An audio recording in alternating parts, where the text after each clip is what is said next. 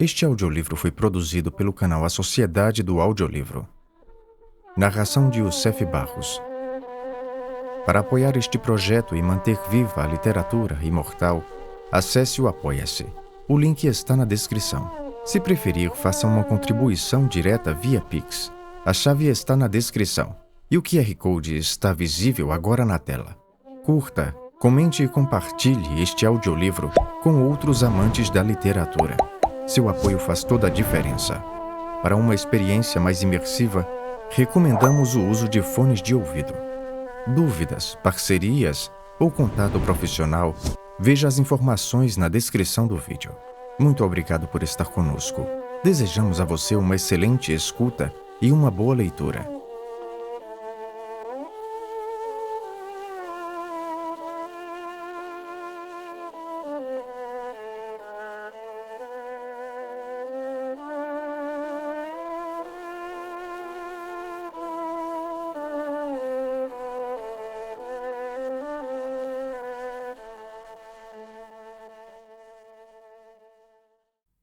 Os sofrimentos do jovem Werther.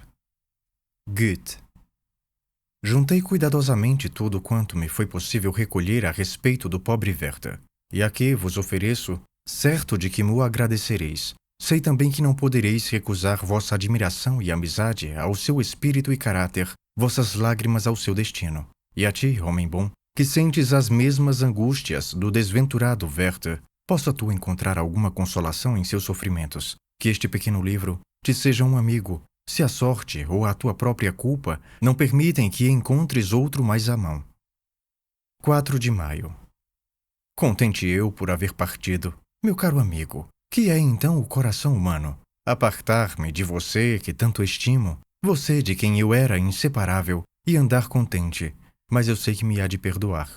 Longe de você, todas as minhas relações não parecem expressamente escolhidas pelo destino para atormentar um coração como o meu, pobre Leonor. E, no entanto, eu não sou culpado. Cabe-me alguma culpa se, procurando distrair-me com as suas faceirices, a paixão nasceu no coração da sua irmã?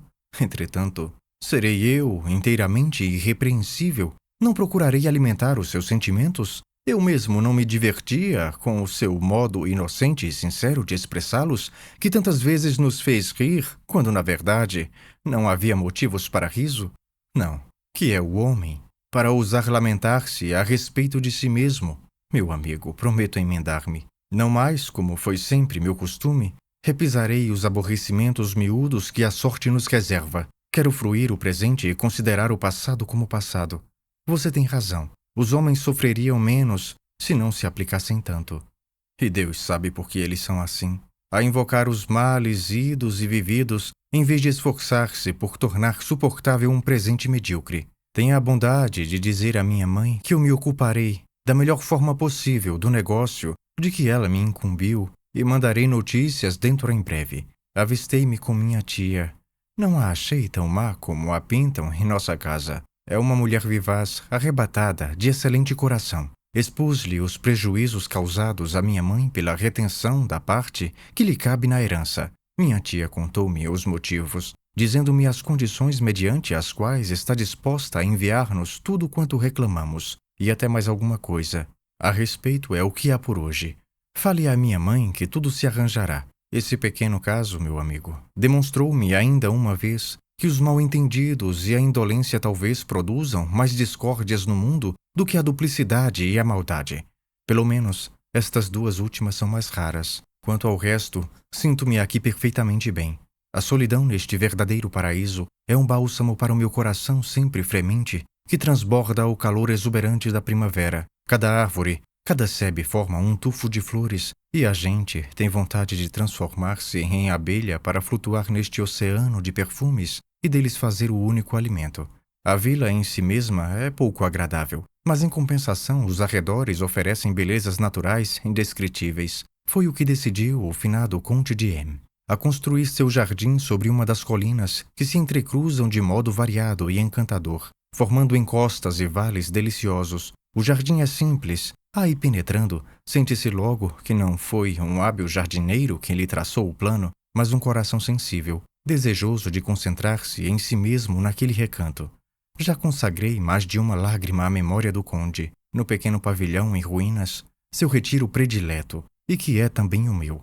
Dentro em pouco serei o dono do jardim. O jardineiro, nestes poucos dias, já se fez meu amigo e não há de arrepender-se.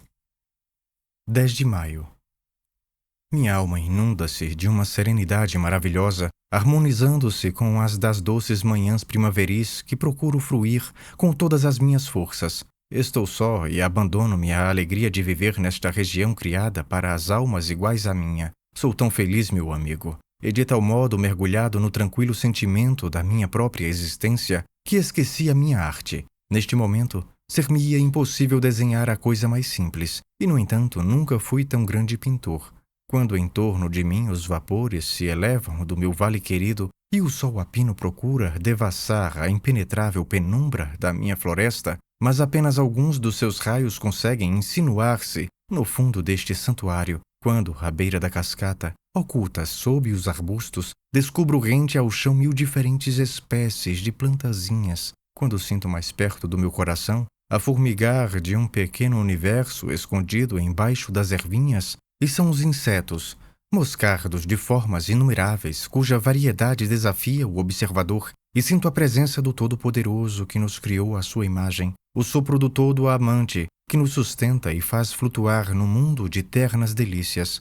Então, meu amigo, é quando o meu olhar amortece, e o mundo em redor e o céu infinito adormecem inteiramente na minha alma como a imagem da bem-amada. Muitas vezes, então, um desejo ardente me arrebata e digo a mim mesmo: oh, se tu pudesses exprimir tudo isso, se tu pudesses exalar sequer e fixar no papel tudo quanto palpita dentro de ti com tanto calor e plenitude, de modo que essa obra se tornasse o espelho de tua alma, como tua alma é o espelho de Deus. Meu amigo, este arrombamento me fez desfalecer, sucumbo sob a força dessas visões magníficas.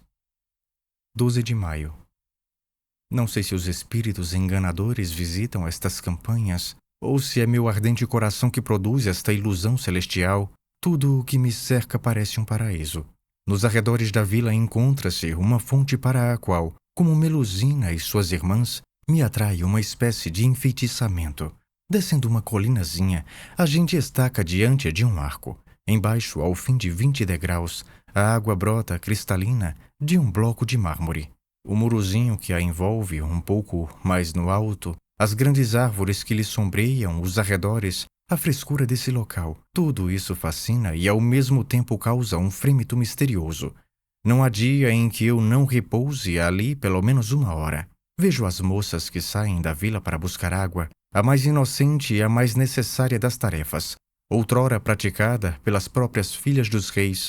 Quando fico sentado naquele lugar, é como se em redor de mim ressurgissem os costumes patriarcais, os tempos em que os nossos ancestrais se conheciam e noivavam junto dos poços, e os gênios benfazejos adejavam em torno das fontes e nascentes. Aquele que for incapaz de sentir isto como eu jamais bebeu novas forças na água fresca de uma fonte, depois de uma penosa caminhada a pé, em pleno verão. 15 de maio. A gente humilde do lugar já me conhece e estima, sobretudo as crianças. A princípio, quando os abordava e interrogava, amigavelmente, a respeito disto ou daquilo, alguns, suponho, que era para troçar deles, me repeliam rudemente. Eu não me agastava. Porém, isso fez-me sentir mais vivamente a verdade de uma observação por mim muitas vezes feita. As pessoas de condição elevada mantêm habitualmente uma fria reserva para com a gente comum, só pelo temor de diminuir-se com essa aproximação. Além disso, há os imprudentes que só fingem condescendência para melhor ferir, com seus modos arrogantes, a gente humilde. Bem sei que não somos, nem podemos ser todos iguais. Sustento, porém, que aquele que julga necessário para se fazer respeitar, distanciar-se do que nós chamamos povo, é tão digno de lástima como o covarde que se esconde à aproximação do inimigo, de medo de ser vencido. Ultimamente, ao vir à fonte, aí encontrei uma jovem criada que havia depositado o seu pote no último degrau, aguardando uma companheira que a ajudasse a pô-lo à cabeça. Desci e perguntei-lhe, encarando-a: "Quer que a ajude, minha filha?" Ela ruborizou-se. "Oh, não, senhor." Respondi-lhe: "Vamos, sem cerimônia." Ela ajeitou a rodinha, ajudei-a, a moça agradeceu-me e lá se foi escada acima. 17 de maio. Tenho feito toda sorte de relações, mas ainda não encontrei a sociedade. Não sei o que em mim atrai todo mundo. São tantos os que a mim se prendem que chego a aborrecer-me por não poder dar a todos maiores atenções. Se você me perguntar como é a gente daqui, serei forçado a responder: a mesma de toda parte. Como a espécie humana é uniforme, a maioria sofre durante quase todo o seu tempo, apenas para poder viver. E os poucos lazeres que lhe restam são de tal modo cheios de preocupações que ela procura todos os meios de aliviá-las. Oh, o destino do homem! Apesar disso, são excelentes pessoas. Muitas vezes chego a esquecer-me de mim mesmo para participar, com elas, dos prazeres acessíveis às criaturas humanas. Na alegre reunião em torno da mesa modestamente servida, onde reina a cordialidade mais franca, uma excursão de carro, um bailezinho improvisado, etc. Sinto muito bem nesse meio, contanto que não me lembre de um mundo de aspirações adormecidas no mais íntimo do meu ser, entorpecendo-se pela inação, e que eu preciso ocultar com todo cuidado. Ah, como isso me aperta o coração, e, no entanto, ser incompreendido é o destino de todos aqueles que se parecem comigo. Ah, porque a amiga da minha juventude está morta? Porque cheguei a conhecê-la? Ai de mim! Poderia dizer a mim mesmo: és um insensato em buscar aquilo que não se encontra neste mundo, mas eu o encontrei. Senti junto de mim um coração, uma alma eleita, junto dos quais eu queria superar-me, tornar-me tudo aquilo que serei capaz de ser.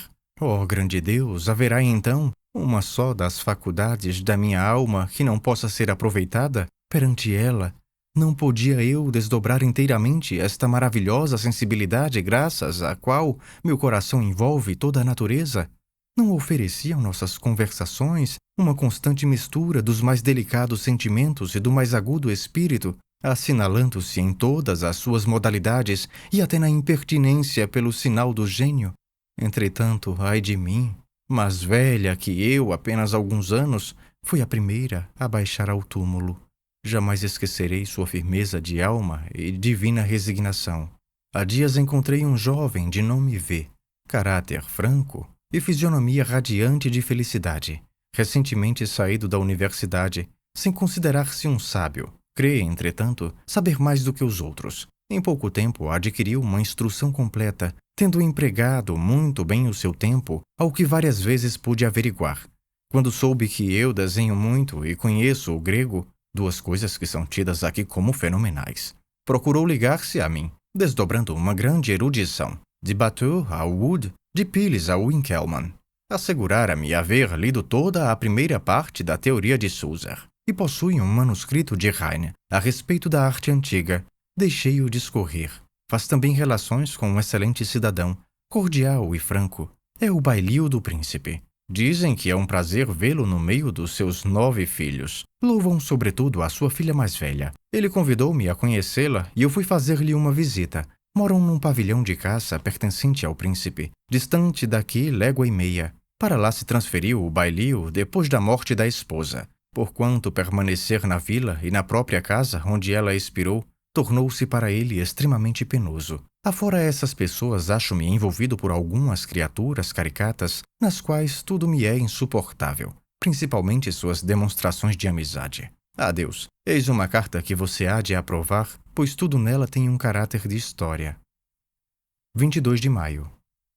A vida humana não passa de um sonho. Mais de uma pessoa já pensou isso, pois essa impressão também me acompanha por toda parte. Quando vejo os estreitos limites onde se acham encerradas as faculdades ativas e investigadoras do homem, e como todo o nosso labor visa apenas a satisfazer nossas necessidades, as quais, por sua vez, não têm outro objetivo senão prolongar nossa mesquinha existência, quando verifico que o nosso espírito só pode encontrar tranquilidade quanto a certos pontos das nossas pesquisas por meio de uma resignação povoada de sonhos, como um presidiário que adornasse de figuras multicoloridas e luminosas perspectivas as paredes de sua cela. Tudo isso, Walheim, me fez emudecer. Concentro-me e encontro um mundo em mim mesmo, mas também aí É um mundo de pressentimentos e desejos obscuros e não de imagens nítidas e forças vivas. Tudo flutua vagamente nos meus sentidos e assim, sorrindo e sonhando, prossigo na minha viagem através do mundo. As crianças, todos os pedagogos eruditos estão de acordo a este respeito. Não sabem a razão daquilo que desejam, também os adultos. Da mesma forma que as crianças caminham vacilantes e ao acaso sobre a terra, ignorando tanto quanto elas de onde vêm e para onde vão. Não avançam nunca, segundo uma orientação segura, deixam-se governar como as crianças, por meio de biscoitos, pedaços de bolo e vara. E como agem por essa forma, inconscientemente parece-me, portanto, que se acham subordinados à vida dos sentidos. Concordo com você, porque sei que você vai contraditar-me. Que os mais felizes são precisamente aqueles que vivem dia a dia como as crianças, passeando, despindo e vestindo suas bonecas, aqueles que rondam respeitosos em torno da gaveta onde a mãe guardou os bombons, e quando conseguem agarrar, enfim, as gulodices cobiçadas, devoram-nas com sofreguidão e gritam: quero mais. Eis a gente feliz.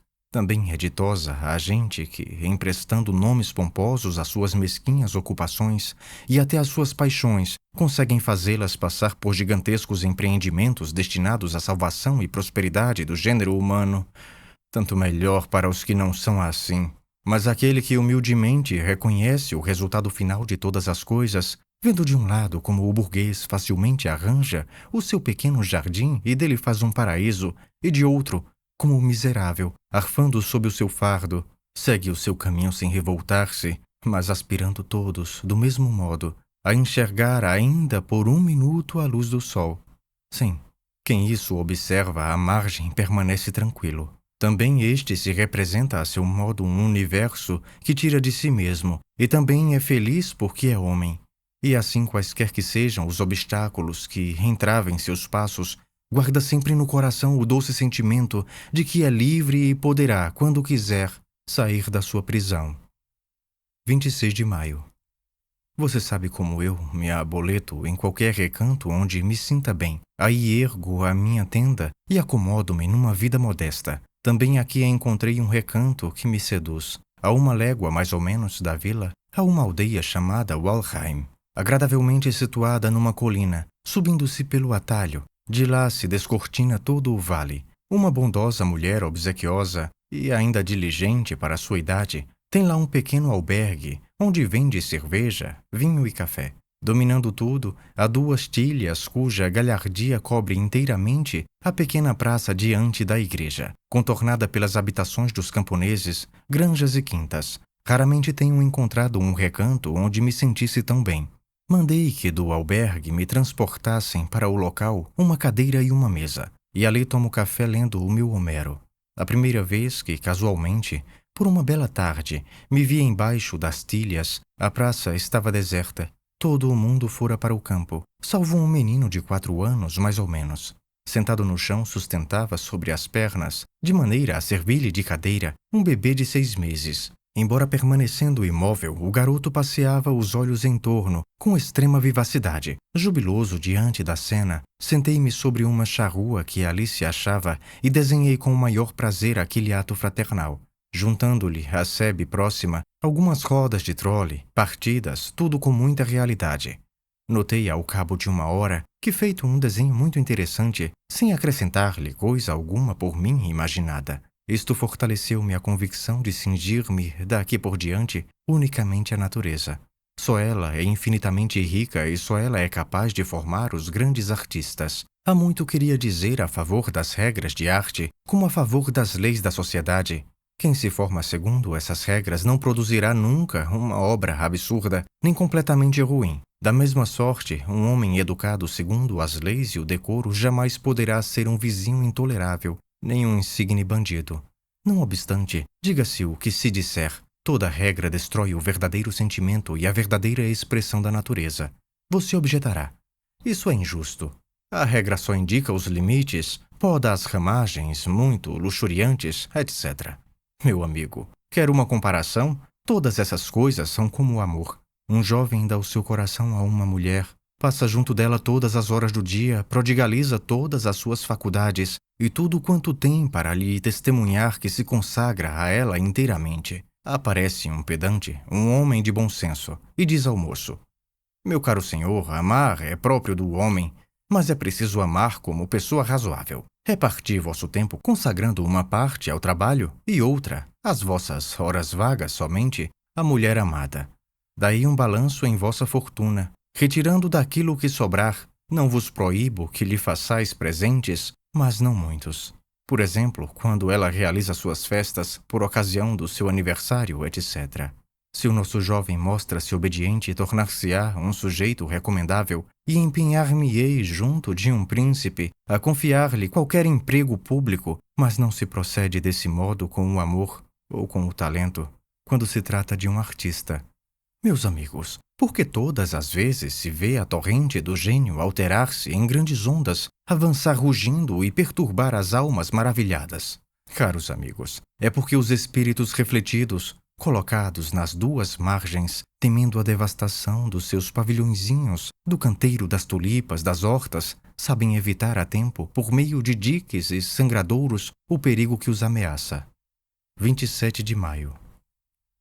Percebo que abandonei a exaltação, as metáforas, a declamação, esquecendo-me de contar a você o fim da minha aventura com as crianças. Estive umas 2 horas sentado na charrua, absorvido por uma emoção de artista que a carta de ontem, só de maneira muito incompleta, pode transmitir. Ao cair da tarde, apareceu uma mulher ainda jovem, com uma cesta no braço, e dirigiu-se às crianças, que não soltaram um pio, gritando de longe: Felipe, você é um bom menino. Ela cumprimentou-me, eu respondi e me aproximei, perguntando-lhe se ela era mãe daquelas crianças. A mulher respondeu que sim, e depois de dar ao Felipe a metade de um pãozinho, tomou-lhe o pequerrucho, beijando-o com efusão maternal. Entreguei o pequeno ao Felipe, disse-me ela, para ir à vila comprar pão branco, açúcar e uma panela de barro. Com efeito, eu vi tudo isso dentro da cesta, cuja cobertura havia caído. Agora vou fazer para o meu Joãozinho, era o pequerrucho, uma boa sopa esta noite. Imagine o senhor que o mais velho quebrou ontem a panela de barro, quando brigava com Felipe por causa do resto da papa. Perguntei-lhe onde estava o mais velho. Mal havia respondido que ele corria pelo campo, atrás de uns gansos, e ei-lo que chega aos pulos trazendo para o bebê uma varinha de nogueira. Continuei a conversar com a mulher e soube que é filha do mestre-escola, e que o seu marido foi à Suíça receber a herança de um primo. Queriam enganá-lo, disse ela. Não lhe respondiam as cartas, e em vista ele resolveu partir. Queira Deus que não com alguma desgraça. Até agora ainda não recebi nenhuma notícia. Despedi-me pesaroso, tendo dado um kreutzer a cada criança, e outro à mãe, para que ela, quando fosse à vila, comprasse um pãozinho para a sopa do mais velho. Asseguro-lhe, meu amigo, que quando o meu ser é como que inteiramente tomado por uma espécie de febre, e não ouve mais a voz da razão, todo esse tumulto cessa diante de uma criatura como aquela, a qual tranquila e feliz percorre o círculo acanhado da própria existência, terminando a sua tarefa todos os dias e vendo cair as folhas sem pensar noutra coisa a não ser em que o inverno se aproxima. Depois daquela tarde, vou sempre lá. As crianças já se habituaram comigo. Dou-lhes açúcar quando tomo meu café, e à tarde reparto com elas o meu pão com manteiga e a coalhada.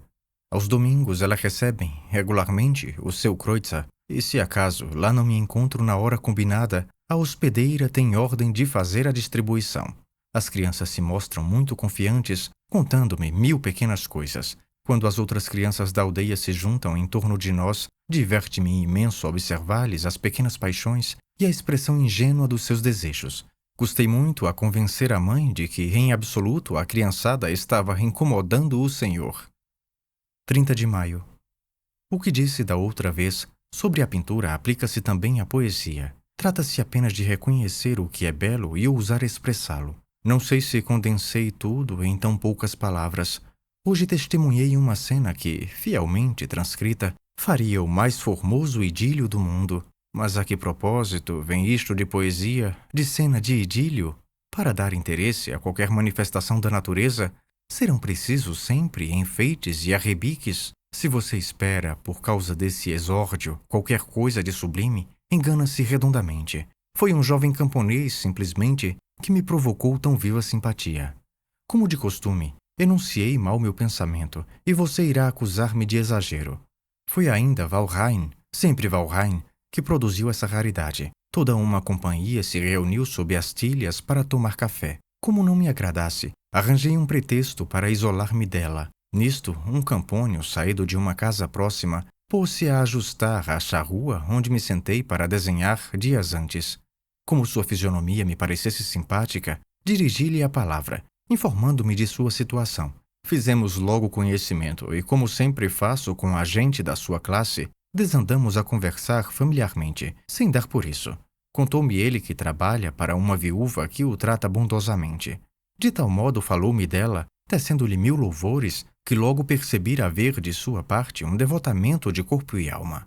Ela já não é moça, disse-me, e tem sido muito infeliz com o marido. Não quer mais casar-se.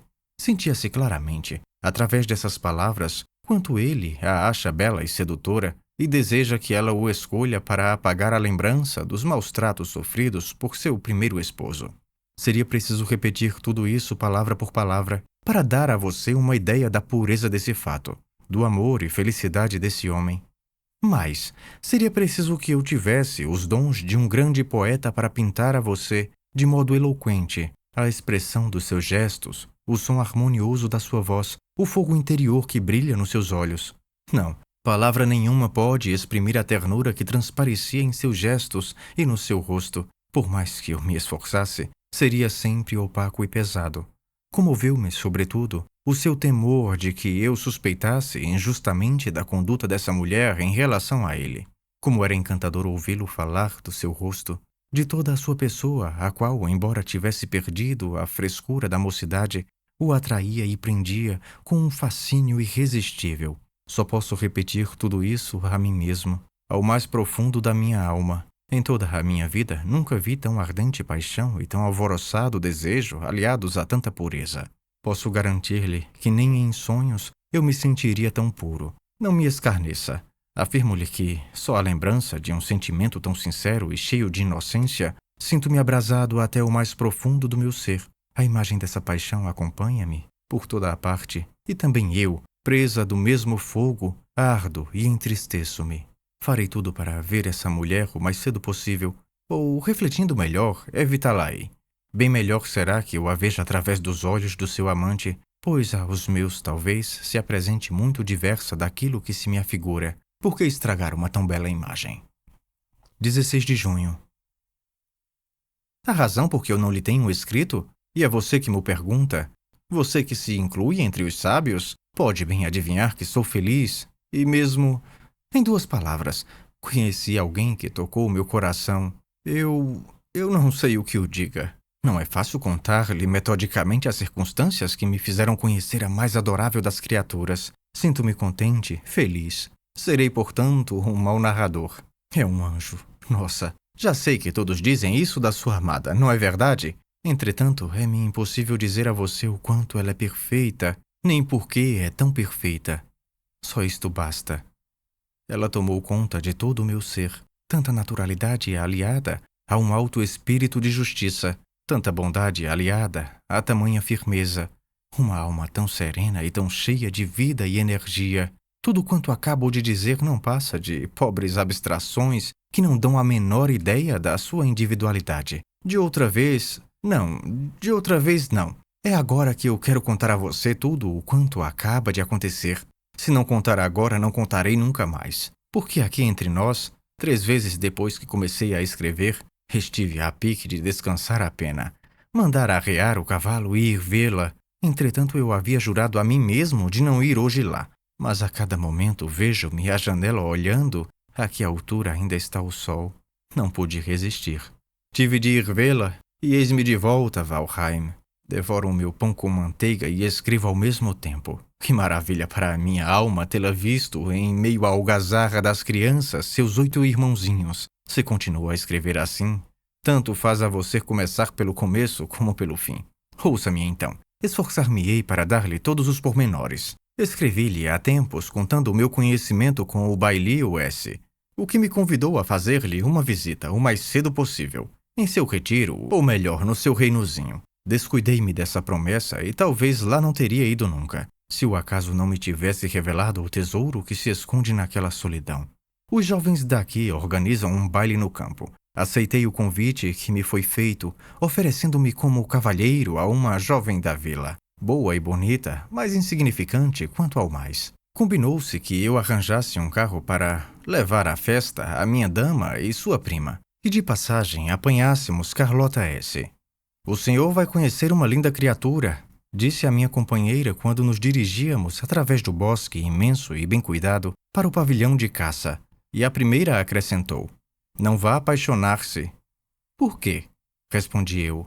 Porque ela já está prometida a um belo rapaz. Ele está de viagem, a fim de regularizar os seus negócios, pois acaba de perder o pai. E também para arranjar um bom emprego. Tudo isso deixou-me indiferente. O sol declinava já sobre a montanha quando chegamos ao portão do pátio. A atmosfera estava carregada e as damas mostraram-se receosas, pois as nuvens cinzentas que se iam amontoando no horizonte pareciam anunciar tempestade. Acalmei-lhes a inquietação, tomando um ar de entendido para predizer o bom tempo. Contudo, eu mesmo começava a pressentir que a nossa festa ia ser estragada. Havia apeado quando apareceu uma criada para pedir-nos que esperássemos um pouco, pois a senhorita Carlota não tardaria. Atravessei o pátio que conduz a uma bela casa e, ao pisar a soleira, deparei com um dos quadros mais encantadores jamais visto em minha vida. No vestíbulo, 6 crianças, de 2 a 15 anos, se alvoroçavam em torno de uma jovem bem proporcionada, de talhe médio, metida num singelo vestido branco adornada de nós cor-de-rosa nas mangas e no corpete. Ela cortava um pão preto em fatias circulares, entregando-as alegremente a cada criança, de acordo com sua idade e apetite. Depois de haver estendido por muito tempo a mãozinha para receber o seu bocado, uma vez satisfeita, cada criança gritava: "Muito obrigado", retirando-se em seguida com o seu quinhão, umas pulando, outras sossegadamente. Todas se dirigiam para a porta para ver os recém-vindos e o carro que ia conduzir sua irmã Carlota. "Perdoe-me", disse ela, "pelo trabalho de vir até aqui e fazer esperar as damas, por causa da minha toilette e diversas ordens a dar na casa antes de sair, e esquecendo-me da merenda das crianças, pois elas não admitem que outra pessoa lhes corte o pão." Cumprimentei-a timidamente. Minha alma estava inteiramente presa do encanto do seu rosto, da sua voz, das suas maneiras. Tive apenas tempo de recobrar-me da surpresa, enquanto corria para ir buscar as luvas e o leque. As crianças conservavam a distância, olhando-me de viés. Avancei para o caçula, cuja fisionomia irradiava contentamento, e ele recuou. Nesse instante, Carlota apareceu e disse ao pequerrucho: "Luiz, dá a mão ao nosso primo?" O pequeno obedeceu candidamente, e eu não me contive que não o beijasse com grande ternura, apesar do seu narizinho lambuzado. "Primo?", disse eu a Carlota, estendendo-lhe a mão. "Considera-me digno de pertencer à sua família?" "Oh", respondeu ela com um sorriso brejeiro, "nós temos muitos primos afastados, e seria para mim um grande desgosto de ter de admitir que o senhor é o pior deles." Antes de retirar-se, Carlota recomendou a Sofia, a mais velha das 2 meninas, de 15 anos, mais ou menos, que vigiasse as crianças e desse boa noite ao pai, de sua parte, quando ele voltasse do passeio a cavalo. Recomendou às crianças que obedecessem a Sofia como a ela própria. Muitos prometeram prontamente, mas uma lourinha de 5 a 6 anos disse com um ar compenetrado: "Mas Sofia não é você, nós gostamos mais de você." Os meninos mais taludos treparam no carro, e eu tive de interceder por eles, obtendo de Carlota consentimento para que nos acompanhassem até a entrada da floresta, com a condição de se comportarem direitinho. Mal nos instalamos e as damas ainda não haviam acabado de trocar cumprimentos e impressões sobre as toaletes, principalmente sobre os chapéus, bem como, segundo a praxe, todas as pessoas convidadas. Estas ainda, uma vez, lhe beijaram a mão, sendo que o mais velho o fez com toda a ternura de que se é capaz aos 11 anos. O segundo com uma vivacidade garota. Ela pediu-lhes, ainda uma vez, todo o cuidado para com os pequerruchos e seguimos viagem. A prima perguntou a Carlota se já tinha terminado a leitura do livro que lhe enviara recentemente. "Não", respondeu ela, "esse livro não me agrada e vou devolvê-lo. O anterior também não me agradou." Perguntei-lhe que livros eram e a resposta encheu-me de espanto. Somos obrigados a suprimir na passagem desta carta para não dar a ninguém motivo de aborrecimento, conquanto autor algum possa ligar importância à opinião de uma jovem e de um rapaz, cujo espírito ainda não se fixou. Achei original tudo quanto ela disse, vendo em cada palavra novos encantos, novos raios de inteligência iluminar sua fisionomia, que transbordava de contentamento à medida que ela se sentia compreendida por mim. Quando eu era mais jovem, disse-me ela, nada me fascinava tanto como os romances. Só Deus sabe o quanto eu me sentia feliz aos domingos, recolhendo-me a um cantinho para participar, de todo o coração, da felicidade ou do infortúnio de qualquer senhorita Jane. Não nego que esse gênero de leitura ainda encerra algum encanto para mim. Acontece, porém, que são tão raras as vezes em que posso agora abrir um livro que me tornei mais exigente na escolha. O autor que eu prefiro é aquele onde eu encontro meu mundo costumeiro e os incidentes comuns do meu círculo de relações, de sorte que sua narrativa me inspire um interesse tão cordial como o que acho na minha vida doméstica, a qual, embora não seja um paraíso, me oferece uma fonte de felicidade inexprimível. Esforcei-me debalde por abafar a emoção que essas palavras me produziram. Quando ela se referiu à passagem de Ao Vigário de Wakefield, Aqui também suprimimos o nome de vários escritores do nosso país. Se alguns daqueles a quem são endereçados os elogios de Carlota chegar a ler esta passagem, serão com certeza advertidos pelo próprio coração. Quanto aos demais, nada tem a ver com isso. Com tanta verdade, não me contive e disse-lhe tudo quanto a respeito eu pensava. Só ao cabo de algum tempo, ao dirigir-se Carlota novamente às outras duas damas, percebi que ambas, arregalando muito os olhos, tinham estado até ali inteiramente alheias à nossa conversa. A prima olhou-me por mais de uma vez com um ar de troça, mas não liguei importância. A conversa recaiu sobre o prazer da dança. Se essa paixão é um crime, disse Carlota, não posso ocultá-lo. Para mim não há nada melhor do que a dança. Se alguma coisa perturba a minha cabeça, é só sentar-me ao meu cravo desafinado e martelar uma contradança, e está tudo acabado. Enquanto ela falava, como eu me deleitei em fitar os seus olhos negros, como toda a minha alma era atraída pelos seus lábios cheios de vida, suas faces frescas e animadas. Quantas vezes, absorvido em minha admiração pelo sentido das suas frases, sequer cheguei a ouvir as palavras de que ela se servia. Você que me conhece pode imaginar tudo isso. Desci do carro como que dentro de um sonho. Ao chegar à casa onde ia realizar-se o baile, estava de tal modo perdido na minha vertigem, sob o crepúsculo que envolvia a campanha, que mal percebi os sons musicais que chegavam até nós, vindos do salão fartamente iluminado. Os dois senhores, Audran e um tal de N, como lembrar todos esses nomes, cavalheiros de Carlota e da prima, vieram receber-nos no portão. Eles tomaram as damas pelo braço e eu também conduzi a minha. Dançamos vários minuetos. Convidei algumas damas, uma após outra, e foram precisamente as menos agradáveis que não me quiseram dar a mão para finalizar. Carlota e seu par começaram uma inglesa. Você pode calcular o meu júbilo quando chegou a minha vez com ela. É preciso vê-la dançar com todo o coração e com toda a alma. Há uma tal harmonia na sua pessoa, parece tão alheia a todas as preocupações. Dir-se-ia que a dança existe somente para ela e que ela não pensa e não existe senão para dançar. Porque nesse momento, a seus olhos, tudo o mais é como se não existisse. Convidei-a para uma segunda contradança e ela me concedeu a terceira. Com a mais delicada franqueza, declarou-me que gosta intensamente de dançar a alemã. Aqui é de uso, prosseguiu, os pares comprometidos por todo o baile não se separarem na alemã. Meu par valsa tão mal que, com certeza, há de agradecer-me que lhe poupe esse sacrifício. A sua dama também não dança melhor a valsa, ao passo que o senhor dança muito bem, conforme eu vi durante a inglesa. Se quiser que dancemos juntos a alemã, peça licença ao meu cavalheiro, que eu farei o mesmo à sua dama. Aceitei imediatamente a proposta e divertimos-nos durante algum tempo fazendo várias evoluções. Quanta graça e quanta agilidade nos seus movimentos! No começo flutuamos como as esferas celestiais, umas ao redor das outras, tendo havido certa confusão, porque os bons valsadores são raros.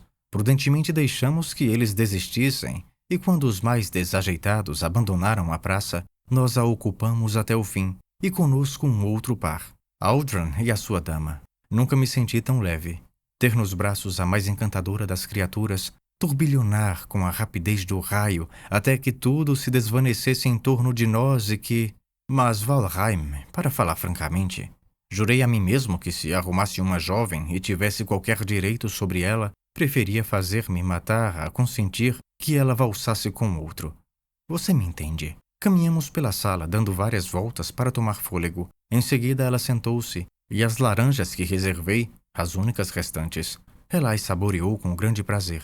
Apenas, cada vez que ela era obrigada a dar um gomo a qualquer amiga, eu sentia uma punhalada no coração. Na terceira inglesa éramos o segundo par. Como executássemos alguns passos, seguindo a fila, e eu estivesse visivelmente suspenso, só Deus sabe com que encantamento. Dos seus braços, dos seus olhos, que irradiavam um mais puro e mais sincero prazer, passamos diante de uma senhora que, dada a expressão do seu rosto, devia ter dobrado, já a curva da primeira mocidade. Ao passar por nós, ela sorriu para Carlota e, ameaçando-a com o dedo, pronunciou 2 vezes intencionalmente o nome de Alberto.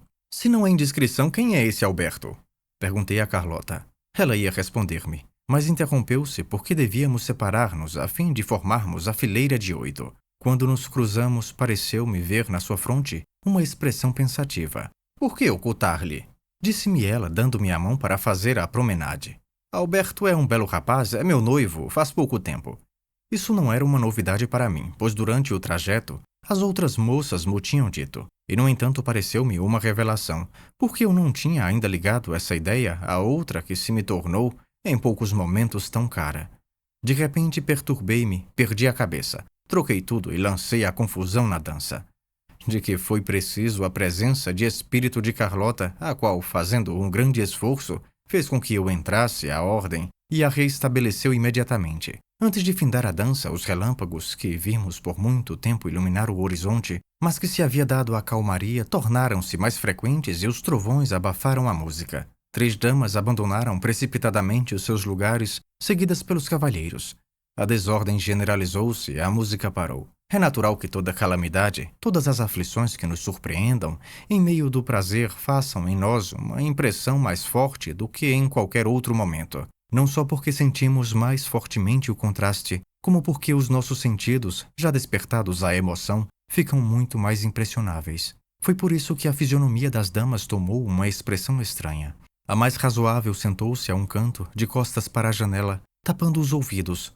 Outra ajoelhou-se diante desta última, escondendo a cabeça nos seus joelhos. Uma terceira, agarrando-se às 2 irmãs, pôs-se a chorar copiosamente e a beijá-las. Algumas queriam porque queriam voltar para casa. Outras, mais assustadas ainda, sequer tiveram a necessária presença de espírito para defender-se de alguns jovens audaciosos que pareciam empenhados em recolher dos próprios lábios daquelas criaturas cheias de desespero as preces que, na sua aflição, endereçavam ao céu.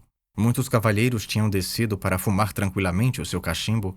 Os restantes aceitaram a oferta da dona da casa, que teve a excelente ideia de nos indicar um compartimento onde havia janelas bem fechadas e cortinas. Quando aí penetramos, Carlota estava ocupada em arranjar as cadeiras em círculo, pedindo a todos que se sentassem. Vi mais de um, na esperança de uma doce penitência, tomar uma posição cômoda.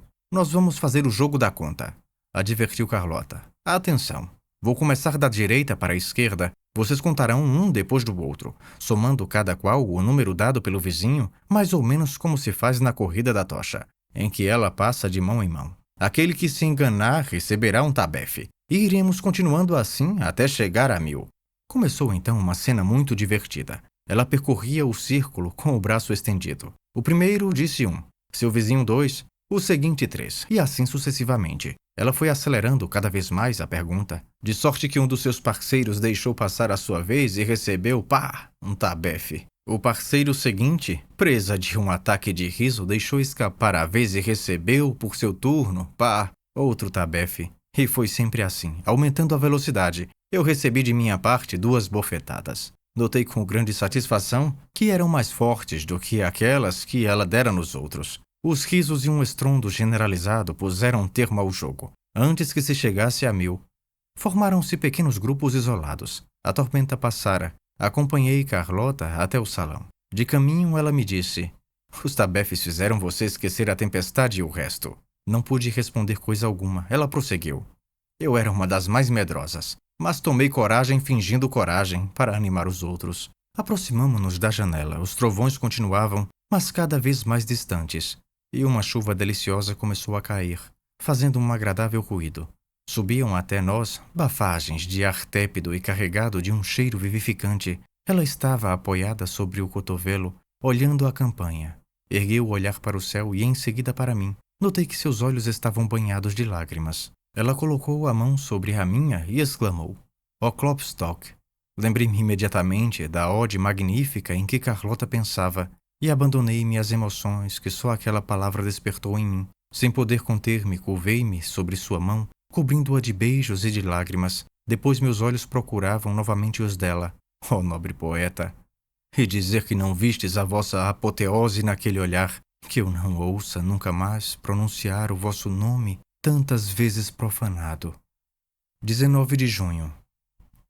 Não sei mais em que ponto fiquei na última carta, mas sei perfeitamente que eram 2 horas, quando fui dormir, e que se pudesse conversar, em vez de lhe escrever, ficaria acordado até o romper da manhã. Não contei nada sobre o que nos aconteceu, de volta do baile, e hoje ainda não tenho tempo de fazê-lo. Que esplêndido romper de sol! Toda a floresta escorria água.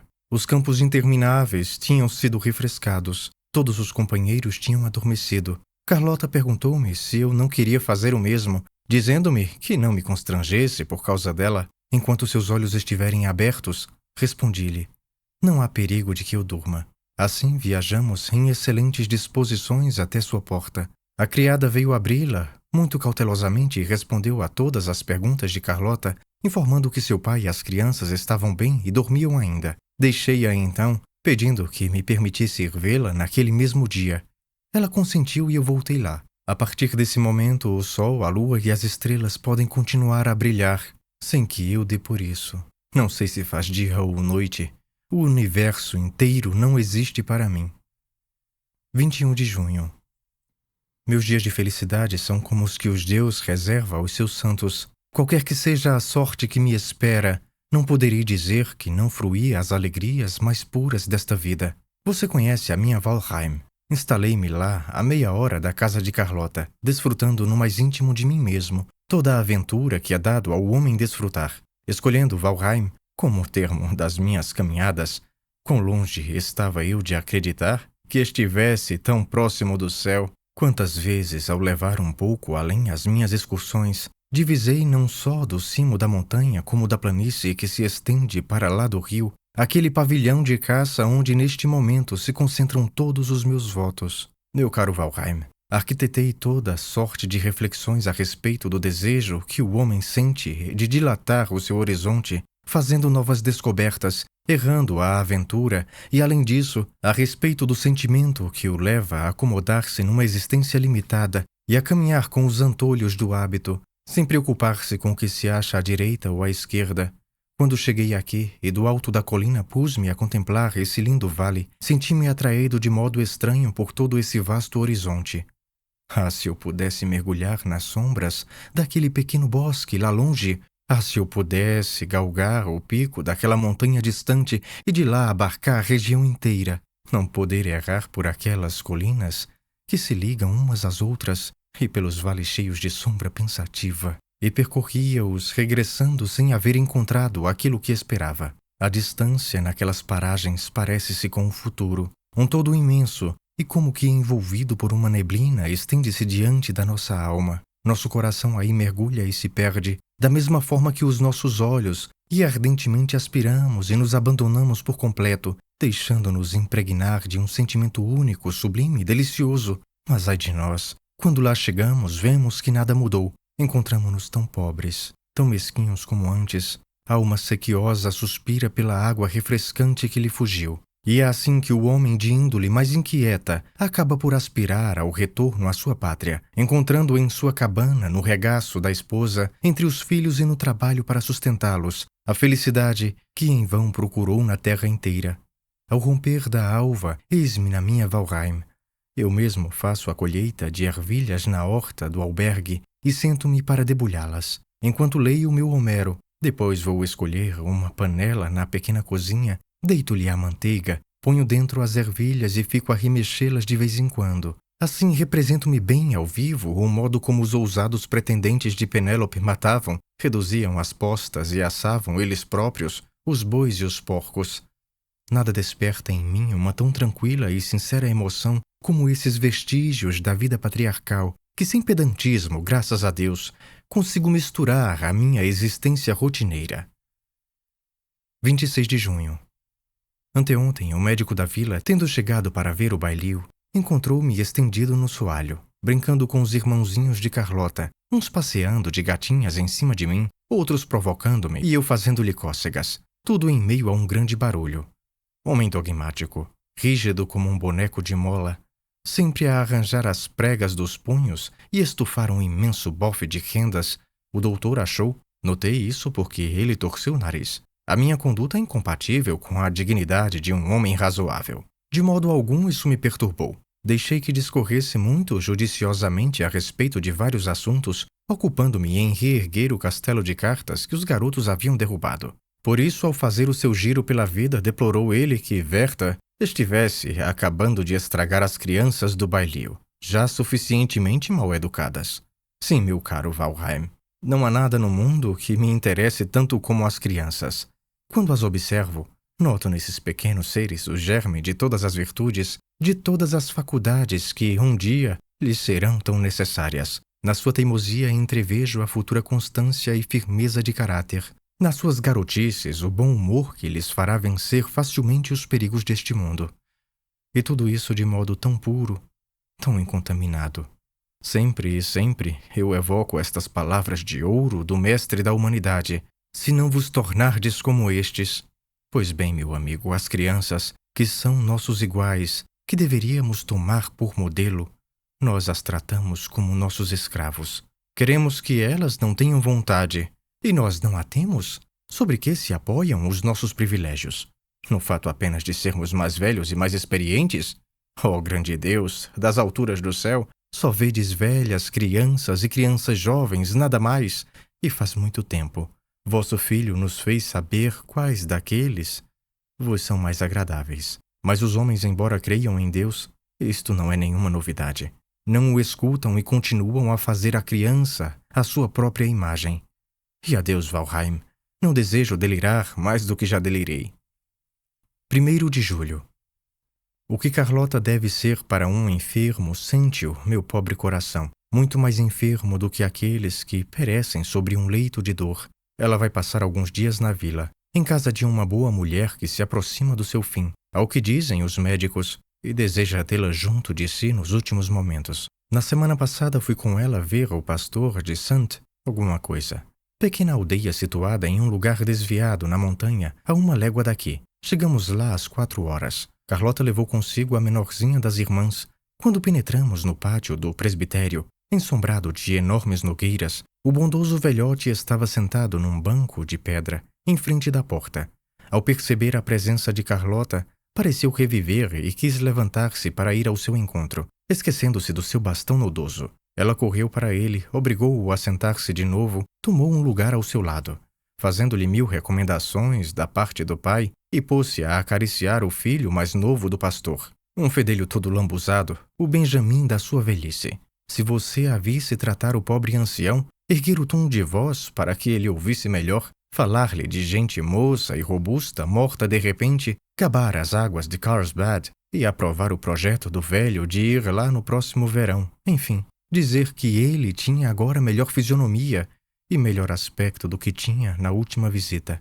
Durante esse tempo, eu apresentava meus respeitos à esposa do pastor, como eu admirasse francamente as belas nogueiras que nos forneciam uma sombra tão agradável. O velho, cheio de animação, pôs-se a contar-nos a sua história, embora arrastasse um pouco a língua com dificuldade. Quanto à mais velha, disse-nos, não sabemos quem a plantou. Afirmam uns que foi tal pastor, outros que foi tal outro. Aquela lá, mais nova, tem a idade da minha mulher. Vai fazer 50 anos em outubro. Seu pai plantou-a pela manhã e minha mulher nasceu na tarde do mesmo dia. Meu sogro me precedeu nesta paróquia. Ele queria muito a estas árvores. E, de certo, elas não são para mim menos caras. Minha mulher estava tricotando à sua sombra, sentada num barrote, quando eu, estudante pobre, entrei pela primeira vez neste pátio há 27 anos. Carlota perguntou-lhe notícias da filha. Soube que ela tinha ido com o Sr. Smith ver os trabalhadores no campo.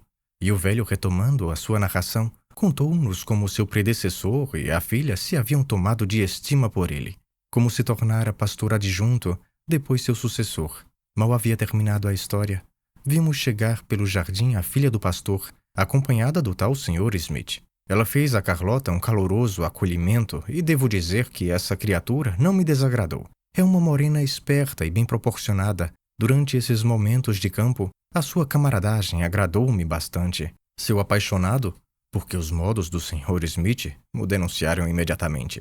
É um homem bem educado, mas taciturno. Não quis participar da conversação, apesar dos esforços reiterados de Carlota. Sobretudo quando percebi, pelo seu jogo fisionômico, que ele é pouco comunicativo, mais por esquisitice e mau humor do que por mediocridade de espírito. E isto, infelizmente, se patenteou logo. Fomos dar um giro, e como Frederica se juntasse a Carlota, e pouco depois caminhasse também ao meu lado, o rosto, já de seu natural amorenado, do rapaz ficou ainda mais visivelmente carregado, a tal ponto que Carlota foi obrigada a puxar-me a manga para avisar-me que eu estava sendo demasiado galanteador para com Frederica. Ora, nada me aborrece mais do que ver as pessoas se atormentarem umas às outras, e sobretudo os jovens, em plena primavera da vida, quando o coração podia desabrochar a todas as alegrias, estragarem reciprocamente os seus melhores dias para reconhecerem mais tarde que esbanjaram bens que nunca mais serão recuperados. Senti um vivo desgosto e quando, ao entardecer, retornamos ao pátio do presbitério para merendar e a conversação incidiu sobre as alegrias e as tristezas do mundo, não me contive e aproveitei a ocasião para dizer tudo quanto transbordava dentro de mim contra o mau humor. Nós lamentamos com frequência que haja tão poucos dias felizes e tantos dias infelizes. E isto, ao que me parece, é um erro. Se nosso coração estivesse sempre disposto a fruir, sem ideias preconcebidas, os bens que Deus nos dispensa cada dia, teríamos também força para suportar os maus dias, quando eles nos chegam. A mulher do pastor interveio. Mas nós não somos donos da nossa disposição moral, que depende tanto da disposição do corpo. Quando a gente sofre, não se encontra bem em parte alguma. Concordei e prossegui. Se é assim, consideremos o mau humor como uma doença e perguntemos se não há remédio para essa doença. Carlota acrescentou. Muito bem. Creio, pelo menos, que a gente pode fazer muito a esse respeito. Sei por experiência própria. Quando alguma coisa me contraria e fico com vontade de aborrecer-me, ergo-me imediatamente e caminho de um lado para o outro do jardim, cantando qualquer compasso de dança, e tudo passa logo. Retomei a palavra. Pois é o que eu queria dizer. O mau humor é uma espécie de preguiça, absolutamente como a própria preguiça. Somos muito inclinados à preguiça. Entretanto, basta que tenhamos coragem de fazer um grande esforço, o trabalho caminha logo facilmente e encontramos na ação um verdadeiro prazer. Frederica ouvia atentamente. O rapaz objetou-me que a gente não se pode dominar, nem muito menos dirigir os nossos próprios sentimentos. Aproveitei o momento para dizer-lhe: trata-se de sentimentos desagradáveis, com certeza, dos quais qualquer pessoa pode facilmente desembaraçar-se, porque ninguém sabe até onde vão suas forças, uma vez que ainda não as submeteu à prova. Um efânio que deseja ardentemente recuperar a saúde consulta todos os médicos, um após outro, não repudiando toda a sorte de privações e as drogas mais intragáveis. Notei que o circunspecto ancião tinha os ouvidos alerta para tomar parte na conversa. A ele me dirigi diretamente, elevando o tom de voz.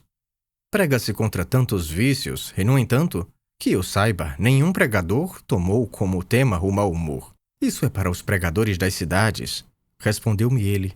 Os campônios não conhecem o mau humor. Não obstante, isso pode ser útil neste momento, quando menos para dar uma lição à esposa do pastor e ao senhor Bailio.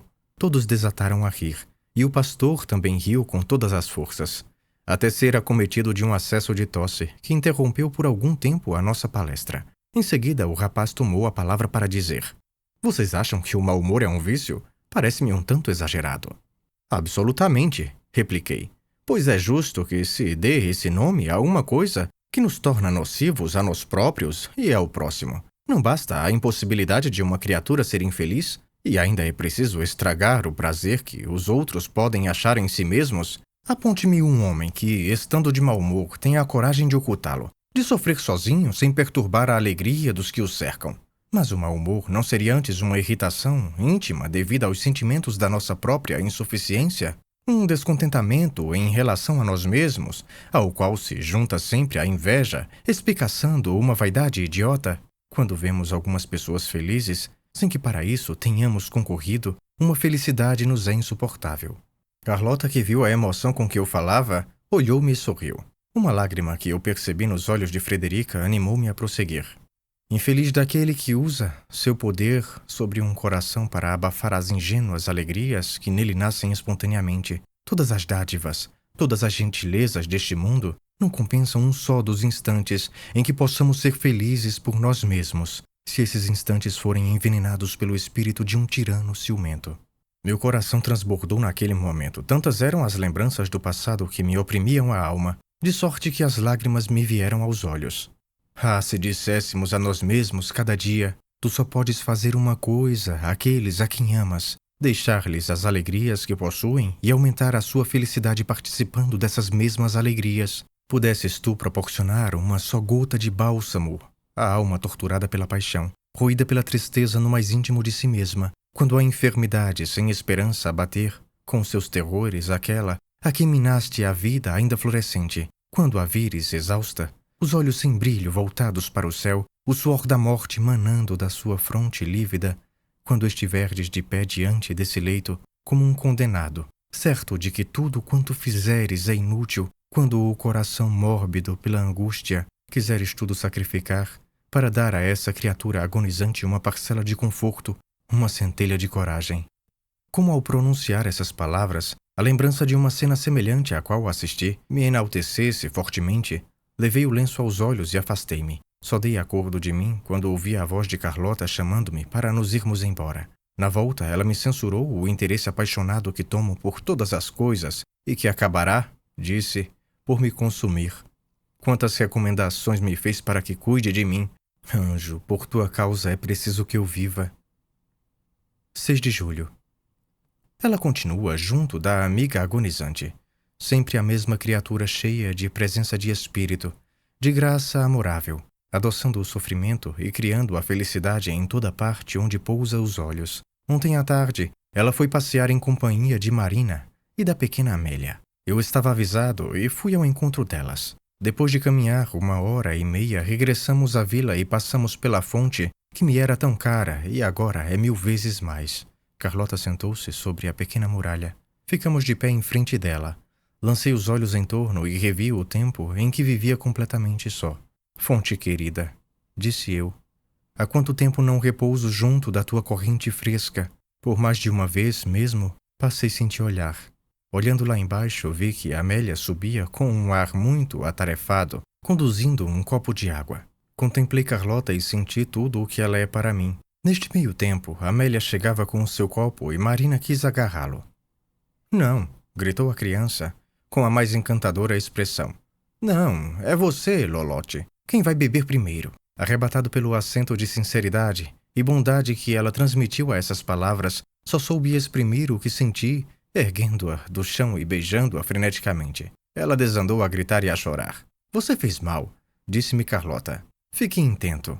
Com uma fé absoluta na maravilhosa virtude da fonte para apagar toda e qualquer mancha e preservá-la da vergonha de ver nascer uma horrenda barba. Carlota achou bom dizer. Chega. Mas a garota continuava lavando-se e redobrando de cuidado, persuadida que a quantidade valia mais do que a qualidade. Afirmo-lhe, meu caro Valheim, que nunca assisti com tanto respeito a um batismo. E quando Carlota subiu, tive vontade de prosternar-me diante dela, como diante de um profeta que acabasse de fazer uma propiciação pelos pecados de todo um povo. À noite, com o coração cheio de contentamento, não pude deixar de contar o caso a um homem que eu cria, sabendo-o inteligente, capaz de apreciar esses traços de humana ingenuidade. Não há dúvida de que foi muito bem-sucedido. Ele começou por dizer que Carlota cometeu um erro, pois não se deve enganar as crianças, que as histórias dessa espécie dão lugar a uma infinidade de superstições contra as quais a gente deve pô-las de sobreaviso. Lembrei-me de que esse homem, 8 dias antes, fez batizar um dos filhos. Pus de lado, pois, as suas opiniões e permaneço fiel a esta verdade. Devemos proceder com as crianças como Deus procede conosco, Nunca nos faz tão feliz como quando nos deixa ir ao acaso na doce embriaguez de um engano. 8 de julho. Como somos crianças, como somos ávidos de um olhar, como a gente é criança. Tínhamos ido a Valheim, os cavalheiros a pé, as damas de carro. Durante a jornada creio ter visto nos olhos negros de Carlota. Perdoe-me que estou louco, mas eu queria que você visse aqueles olhos. Vamos, porque os meus estão pesados de sono. Imagine que quando elas subiram, permanecemos todos de pé, em torno do carro. O jovem W, Selstad, Haldren e eu. Elas conversavam através da portinhola com esses mocinhos que, a dizer a verdade, se mostravam muito frívolos e volúveis. Eu buscava os olhos de Carlota, mas ai de mim, eles iam de um lado para o outro, sem pousar em mim, que ali estava sentindo outro pensamento que não fosse para ela. Meu coração 1000 vezes lhe repetia adeus, e ela não me via. O carro partiu, e uma lágrima rolou dos meus olhos. Segui-o com um olhar. Vi a cabeleira de Carlota precipitar-se para fora da portinhola. Vi que ela se voltava para olhar. Seria para mim? Meu caro Valheim, flutuo nesta incerteza, e a consolação única é dizer a mim mesmo: talvez ela se tenha voltado para me olhar. Talvez. Boa noite. Ah, como eu sou criança. 10 de julho. A triste figura que eu faço quando se fala dela numa roda. Você precisava ver-me. E melhor, quando me perguntam se ela me agrada. Agradar. Tenho por esta palavra um ódio mortal. Pode chamar-se homem aquele a quem Carlota não agradar, e cujos sentidos, cujo coração não forem logo dominados por ela? Agradar. Alguém perguntou-me outro dia se me agradava. 11 de julho. A senhora Amy está muito mal. Rezo pela sua vida, porque sofro com Carlota. Vejo-a, mas muito raramente, em casa de uma amiga. Hoje ela contou-me um fato estranho. O velho Amy é um tipo mofino e avaro que atormentou a mulher a vida toda, mantendo-a enclausurada e restringindo sua liberdade. Mas ela sempre soube, apesar de tudo, livrar-se da prisão muito bem. Há dias, quando o médico a desenganou, ela mandou chamar o marido em presença de Carlota e disse-lhe: é preciso que confesse a você uma coisa que poderá, depois fia minha morte, causar embaraços e aborrecimentos, até aqui governei a casa com a ordem e economia que me foram possíveis. Mas há de perdoar-me por tê-lo enganado durante 30 anos. No começo do nosso casamento você fixou uma soma muito módica para todas as despesas. Quando o nosso trem de vida aumentou, pois as nossas relações se multiplicaram, não me foi possível convencer você a aumentar na mesma proporção. O que continuou a entregar-me todas as semanas. Numa palavra, você sabe que exigiu de mim que fizesse face às despesas já consideráveis, com 7 florins por semana. Eu os recebia sem reclamar cada semana, porém eu mesma retirava o excesso para cobrir a receita, porque ninguém ia suspeitar que sua mulher fosse capaz de roubar sua própria caixa. Não esbanjei coisa alguma. Podia entrar confiante na eternidade sem haver contado a você esse fato. Mas aquela que me deverá substituir talvez não se saia bem, e você é capaz de teimar que a sua primeira mulher se arranjou sempre perfeitamente com essa soma. Conversamos eu e Carlota a respeito da incrível cegueira do espírito humano, fazendo com que um homem de nada suspeitasse, vendo 7 florins bastar para cobrir despesas que evidentemente montam ao dobro. Mas eu mesmo conhecendo muita gente que admitiria, sem espanto, a renovação em sua própria casa do milagre do inesgotável pote de azeite do profeta. 13 de julho. Não, eu não me engano. Li nos seus olhos negros um verdadeiro interesse por mim e pela minha sorte. Sim, eu sinto que o meu coração pode crer que ela... Poderei pronunciar estas palavras que resumem o paraíso? Eu sinto que ela me ama. Ela me ama. E quanto eu me valorizo aos meus próprios olhos. Quanto eu posso dizer isto a você que compreende-me. Quanto eu me adoro a mim mesmo depois que ela me ama. Será presunção? Será o sentimento do meu verdadeiro estado? Não conheço homem nenhum de quem possa temer qualquer interferência capaz de diminuir-me o coração de Carlota. E, no entanto, quando ela, com tanto calor e afeto, fala do seu noivo, é como se eu fosse um homem despojado de todas as honrarias e dignidades, e ao qual arrebatassem a própria espada. 16 de julho. Que sensação se comunica a todo o meu ser quando, por acaso, meu dedo toca no seu, ou nossos pés se encontram embaixo da mesa. Retiro-os como se tivesse tocado o fogo. E uma força secreta impulsiona-me de novo. A vertigem arrebata os meus sentidos. E dizer que sua alma cândida não sabe o suplício que me inflige essas pequenas familiaridades. E quando, animados pela conversa, ela repousa sua mão sobre a minha, e mais arrebatados ainda pelas palavras, ela se aproxima tanto que eu chego a experimentar seu hálito celestial junto aos meus lábios. Então parece que vou desaparecer como que ferido pelo raio. E Valheim, como posso explicar esta pureza e esta confiança, se eu jamais ousei... Você me compreende. Não, meu coração não é tão corrompido. Ele é fraco, sim, bem fraco. Ela me é sagrada. Todo desejo emudece em sua presença. Não sei o que sinto quando estou junto dela. E se toda a minha alma estivesse subvertida? Uma área que ela toca no cravo, com o poder mágico de um anjo e com tanta simplicidade, tanta alma, é a sua área predileta. Quando ela fere a primeira nota, sinto de todo o meu sofrimento, da confusão das ideias e fantasias. Nada do que os antigos contam sobre o poder sobrenatural da música me parece inverossímil. Como esse pequeno canto toma conta de mim. E como ela sabe fazer-se ouvir a propósito.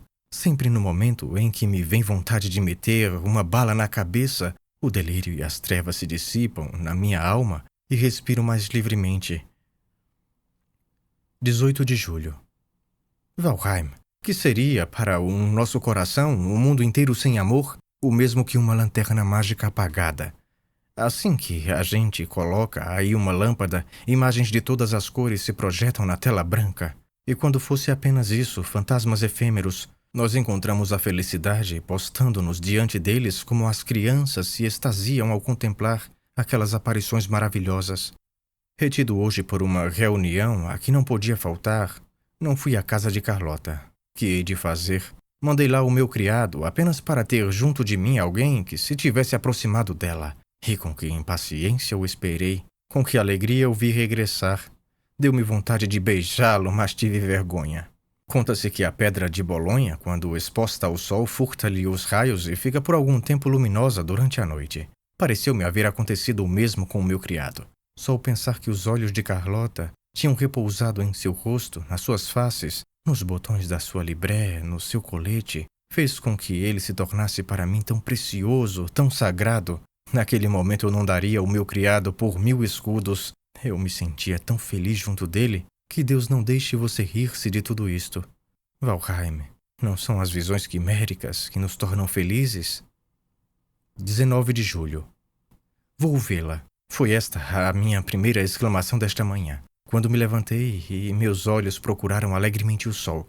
Vou vê-la. E durante o dia inteiro não tive outro desejo. Tudo fui absorvido por essa perspectiva. 20 de julho. Não me conciliei ainda com a ideia de acompanhar o embaixador. Jamais pude gostar da subordinação. Além do que, todos nós sabemos, trata-se de um homem muito desagradável. Segundo diz você, minha mãe deseja que eu me ocupe de alguma coisa. Isso me fez rir. Não estou eu, então, ocupado neste momento? Seja em contar grãos de ervilhas ou lentilhas. No fundo, não é a mesma coisa? Tudo neste mundo leva às mesmas mesquinharias. E aquele que, para agradar os outros, e não por paixão ou necessidade pessoal, se esgota no trabalho para ganhar dinheiro, honrarias, ou o que quer que seja, aquele que agir desse modo, digam o que disserem, um louco. 24 de julho. Você insiste para que eu cuide do meu desenho. Desejava não tocar nesse assunto, para evitar que trabalhei muito pouco nesses últimos dias. 24 de julho. Visto teres tanto empenho em que eu não deixe o desenho, faria melhor em calar-me sobre este ponto do que confessar-te que já há muito não me ocupo dele. Nunca fui tão feliz. Nunca o sentimento da natureza... Não sei como dizer tudo isso. Minha faculdade... Expressão é tão fraca, tudo flutua e vacila de tal modo diante de mim que não posso fixar nenhum contorno. Creio que se trabalhasse a argila ou a cera, talvez conseguisse transmitir o que tenho no espírito. Se isto continua, tomarei da argila, amassá-la-ei, quando menos para dela fazer bolinhas. 3 vezes comecei o retrato de Carlota.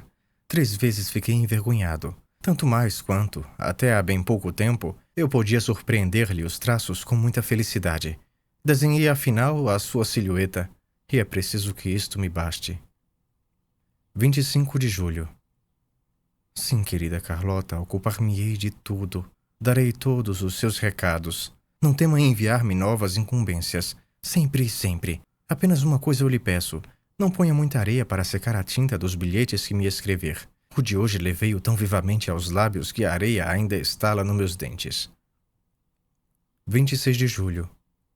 Tomei já várias vezes a resolução de não ir vê-la tão a miúde. Sim, mas como resistir? Cada dia sucumbo à tentação e faço a mim mesmo este juramento. Amanhã você ficará em casa. Quando chega o dia seguinte, sempre encontro qualquer motivo imperioso para lá ir e só dou acordo de mim junto dela. Ou então, ela quem diz à noite, você virá amanhã, não? E quem pode resistir a isso? Ou ainda, ela que me incumbe de um recado e julgo conveniente levar-lhe pessoalmente a resposta. Ou ainda isto, vou a Valheim, que dista meia hora da casa dela. Sinto-me muito perto da sua atmosfera e subitamente eis-me a seu lado. 30 de julho. Alberto está de regresso e eu quero partir. Quando ele fosse o melhor, o mais nobre dos homens, de maneira que eu me reconhecesse inferior a ele sob todos os pontos de vista, ainda assim não suportaria vê-lo com os próprios olhos, possuidor. Valheim, isto é bastante. O noivo está aqui. É um homem excelente e amável. Não se pode deixar de estimá-lo. Felizmente não assisti à sua chegada. Teria dilacerado meu coração. Quanto ao mais, meu coração se despedaçaria.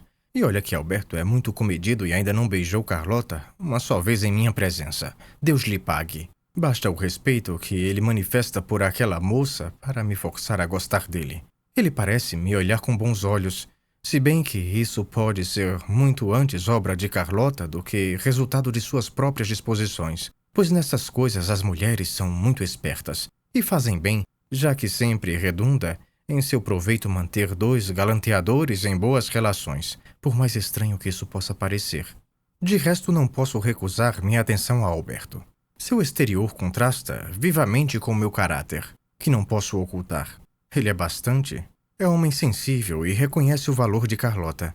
Parece pouco sujeito a maus humores, e tu sabes que este é, entre todos os defeitos do homem, o que eu mais detesto. Ele tem-me por pessoa de bom senso.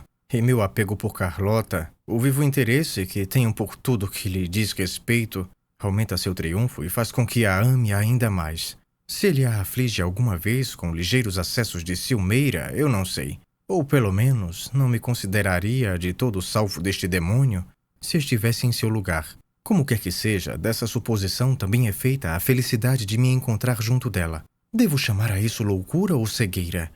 Para que procurar nomes? Antes de Alberto chegar, eu já sabia tudo quanto sei agora, que não posso alimentar qualquer pretensão a respeito dela, e não tinha nenhuma, pelo menos até o ponto em que é possível não desejar nada em presença de tantas seduções. E, no entanto, o imbecil que eu me tornei arregala os olhos porque o outro chegou para arrebatar a sua bem-amada. Eu ranjo os dentes escarnecendo da minha miséria, e escarnecerei 2, 3 vezes, tantas quantas as pessoas forem capazes de dizer-me que devo resignar-me, pois sei perfeitamente que não posso mudar coisa alguma.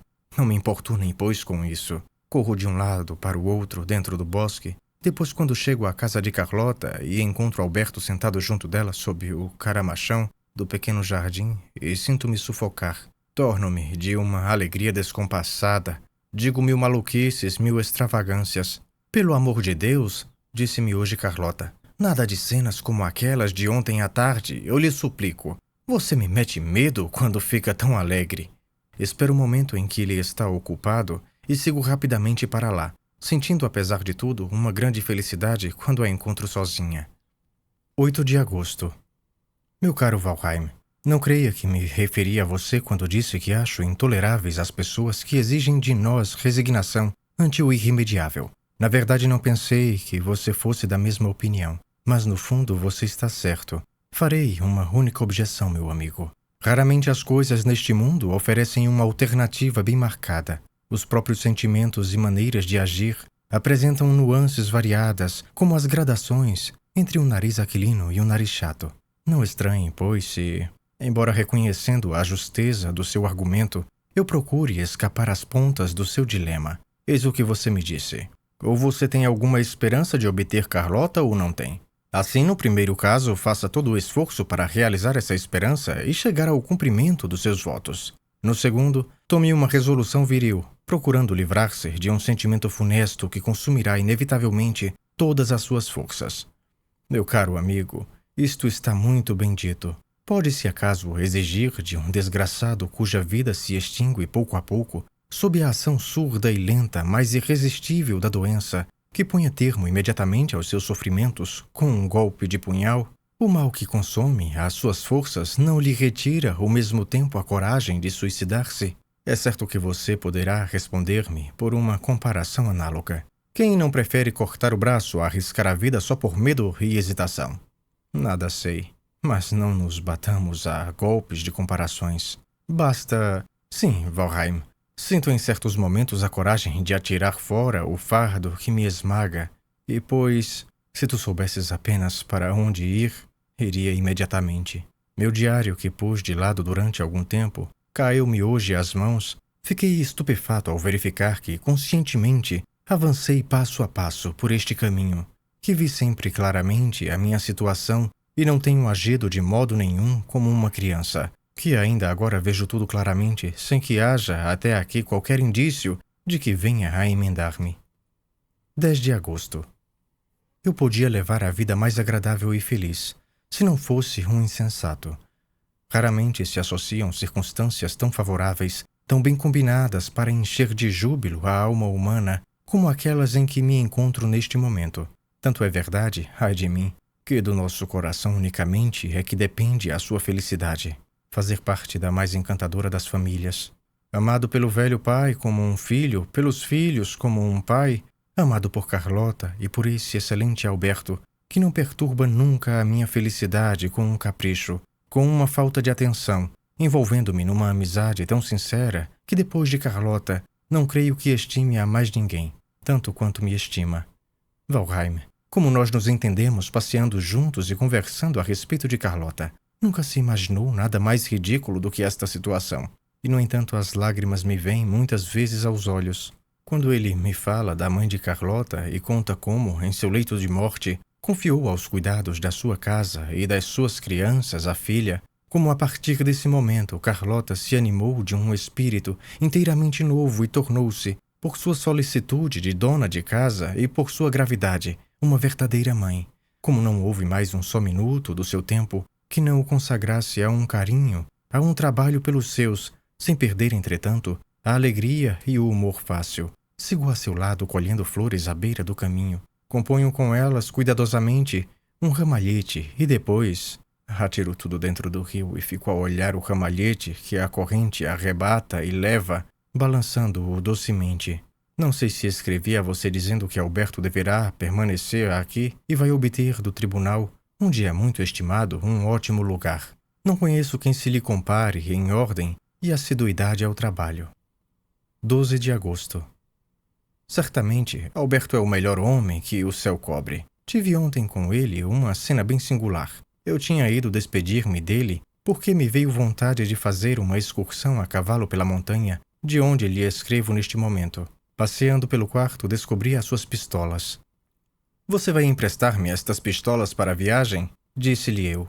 Concordo, respondeu Alberto, com a condição de você dar-se ao trabalho de carregá-las, conservando-as aqui só como ornamento. Tirei uma do gancho, enquanto ele prosseguia.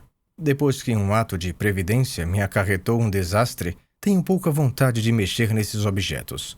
Mostrei-me curioso e ele contou a história. Durante uma estada de 3 meses no campo, em casa de um amigo, pelo fato de ter um par de pistolas, embora descarregadas, eu dormia tranquilo. Por uma tarde chuvosa, como estivesse ocioso, não sei por que me veio ao espírito esta ideia. Nós podemos ser atacados e necessitar dessas pistolas. Nós podemos... Bem, você sabe o que é isso. Entreguei-as então ao meu criado para limpá-las e carregá-las, e ele, brincando com as criadas, quis amedrontá-las. E só Deus sabe como isso foi. A pistola disparou e a vareta que estava dentro do cano foi ferir a mão direita de uma das criadas, à altura do pulso. Tive de suportar as lamentações e pagar o tratamento, que foi muitíssimo caro. Desde então não guardo mais nenhuma arma carregada. Meu caro amigo, que valem as precauções, não se podem prever todos os perigos possíveis. É verdade que... Ora, você sabe que eu gosto imenso de Alberto. Salvo quando ele começa com os seus... É verdade que... Não é coisa por demais sabida com efeito que toda proposição geral admite exceções? Mas aquele homem é tão apaixonado pela justiça que, quando acredita haver falado com muita precipitação ou generalizado em excesso um enunciado, uma meia-verdade, não cessa de limitar, modificar, marcar e ajustar, até que enfim não reste mais nada.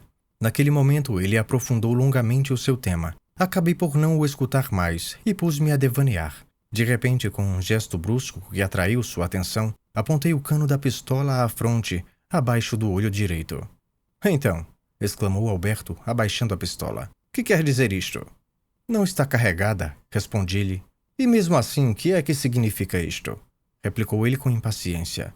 Não posso imaginar como um homem seja bastante insensato para estourar os miolos. Esta única ideia me inspira uma verdadeira repulsa. Por que é que os homens, gritei, não podem falar de uma coisa sem logo declarar: isto é insensato, aquilo é razoável, aquele outro é bom, isso aí é mau? De que servem todas essas palavras? Você já conseguiu, graças a elas, penetrar as circunstâncias ocultas de uma ação?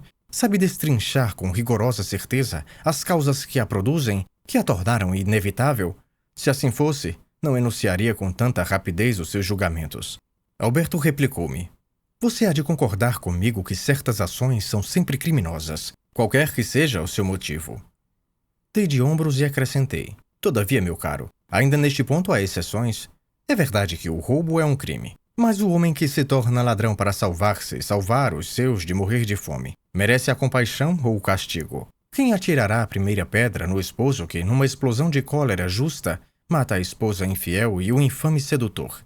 Na jovem que, num momento de vertigem, se abandona à ebriedade irresistível do amor? Nossos próprios juízes, esses pedantes de coração gelado, deixar-se-iam comover e seriam capazes de suspender o julgamento. Oh, essa gente razoável! Exclamei eu sorrindo. Paixão, embriaguez, loucura! E vocês se conservam tão calmos, tão indiferentes? Vocês, homens da moral, esmurram o bêbado, repelem o louco, cheios de asco, e passam adiante como o sacrificador. Agrade Deus, como o fariseu, por não haver feito vocês um desses desgraçados. Mas de uma vez me embebedei, minhas paixões nunca estiveram longe da loucura, e não me arrependi de nenhuma das coisas que fiz, pois graças a elas pude compreender, por experiência própria, como todos os homens extraordinários que levam a cabo alguma coisa grande, alguma coisa reputada impossível, desde sempre foram declarados ébrios e loucos. Mas ainda na vida ordinária, nada mais tolerável do que a todo momento ouvir gritar, sempre que um homem pratica uma ação intrépida, nobre e em vista: este homem está bêbado, é um louco. Que vergonha, ó todos vocês que vivem em jejum! Que vergonha! Homens sensatos, ainda as suas quimeras, disse Alberto. Você exagera tudo. Desta vez sem contradição possível. Você enganou-se, pelo menos em comparar o suicídio, que é o assunto em foco, com as grandes ações, quando não se pode considerá-lo senão como uma fraqueza. De certo, é muito mais fácil morrer do que suportar com constância uma vida de tormentos. Estive a ponto de estourar, porque não há argumentos que tanto me faça perder a cabeça como um insignificante lugar comum que me citam no momento em que falo com toda a alma. Entretanto, contive-me, cansado de ouvir essa banalidade, que já me aborreceu por mais de uma vez. Mas respondi com alguma vivacidade: você chama a isso fraqueza? Peço-lhe, não se deixe levar pelas aparências. Um povo que geme sob o jugo de um tirano, você ousará acusá-lo de fraqueza se ele explode e rompe, afinal, as suas cadeias? O homem que, tomado de espanto diante de sua casa incendiada, apela para todas as suas forças e transporta facilmente cargas que de sangue frio mal poderia empurrar. Este outro, que, no auge do furor que lhe cause uma ofensa, se mede com 6 adversários e vence-os, você dirá que são fracos? Muito bem, meu amigo. Se um esforço considerável é uma prova de força, por que um esforço alucinado, febre excitante, seria o contrário? Alberto encarou-me e disse: não se aborreça, mas os exemplos que você acaba de citar não me parecem adequados ao caso. Não importa, respondi eu. Já me censuraram mais de uma vez por ter um modo de raciocinar que beira quase sempre pelo disparate. Vejamos então, se de outra maneira poderemos fazer ideia daquilo que se passa no espírito de um homem, quando resolve deitar fora o fardo de ordinário, agradável da vida, porque só podemos falar de sentimentos que nós entendemos bem. A natureza humana, prossegui, é limitada. Ela suporta a alegria, a tristeza, a dor, até certo ponto. Se o ultrapassar, sucumbirá. A questão não é saber, pois, se um homem é forte ou fraco, mas se pode aturar a medida de sofrimento, moral ou físico, não importa, que lhe é imposta. Neste caso, acho tão absurdo dizer que um homem é covarde por haver dado cabo da própria vida, como seria absurdo chamar de covarde o que corre de uma febre maligna. Isso é um paradoxo, um verdadeiro paradoxo, exclamou Alberto. Repliquei-lhe. Não tanto como você supõe. Você há de convir que nós chamamos doença mortal a que esgota o organismo de tal modo que as forças ficam em parte consumidas e em parte incapazes de agir. Assim o organismo não poderá mais reerguer-se e, por uma reação favorável, restabelecer o curso ordinário da vida. Pois bem, meu amigo, apliquemos esta verificação ao espírito. Considere quanto o espírito do homem é limitado e como as ideias nele se fixam, até que, atingindo o grau da paixão, lhe tiram completamente a calma, a faculdade de refletir e o levam à perdição total. Não adianta que o homem razoável e de sangue frio se compenetre da situação do desagrado e o exorte. Seria o mesmo que um homem robusto, junto ao leito de um enfermo, tentar transmitir-lhe uma parcela mínima que seja do seu vigor. Como Alberto achasse que eu falava de um modo muito genérico, lembrei-lhe a história recente de uma rapariga que encontraram afogada. Era uma boa e doce criatura, que crescera no círculo acanhado das suas ocupações domésticas, fazendo sempre o mesmo trabalho. Não conhecia outra espécie de prazer senão ir, lá vez por outra, aos domingos, com o melhor vestido e enfeites que ela conseguia, passear nos arredores da vila em companhia das amigas. Quando não, ia dançar numa ou noutra festa. No mais, costumava passear 1 hora conversando com alguma vizinha a respeito de uma maledicência. Ela punha nessas conversações toda a vivacidade e o mais sincero interesse. Mas a sua natureza ardente sentiu, afinal, certas solicitações mais íntimas, estimuladas pela lisonja dos homens, e seus divertimentos de outrora perderam aos poucos todo o interesse, até que ela saiu do seu retraimento porque encontra alguém para o qual a impele um sentimento desconhecido e poderoso. É para esse alguém que se voltam todas as suas esperanças. Ela esquece o mundo e não ouve, não vê, não sente senão esse alguém. Se ele existe para ela, só a ele deseja. Como essa rapariga não estava corrompida pelas satisfações frívolas da vaidade e da coquetice, o seu desejo vai direto ao fim. Ela quer pertencer-lhe, encontrar numa união eterna com ele toda a felicidade que lhe falta e com ele fruir todas as alegrias pelas quais tanto suspirava. Promessas sempre e sempre repetidas transformaram suas esperanças em certeza. Carícias ousadas acumulam seus desejos, acabam cativando completamente a sua alma. E ela flutua, num estado de semiconsciência, num sonho de ventura incomparável, tendo atingido o mais alto grau da sua impaciente espera, quando enfim estende os braços para chegar à realização de todos os seus votos. Aquele a quem tanto amava abandona-a. Ela, privada de todas as faculdades de sentir e pensar, vê diante de si um abismo, em torno as trevas e só trevas, nenhuma perspectiva para o futuro, nenhuma consolação, nenhum raio de esperança, porque ele a deixou. Aquele, unicamente, em que ela se sentia viver. Não vê mais o universo em torno, nem aqueles que poderiam substituir o bem perdido. Sente-se sozinha, abandonada para sempre. Então cega, alucinada pela angústia horrível que lhe constringe o coração, precipita-se na morte que a espiava de todos os lados, a fim de nela afogar todos os seus tormentos. Veja, Alberto, é a história de muita gente.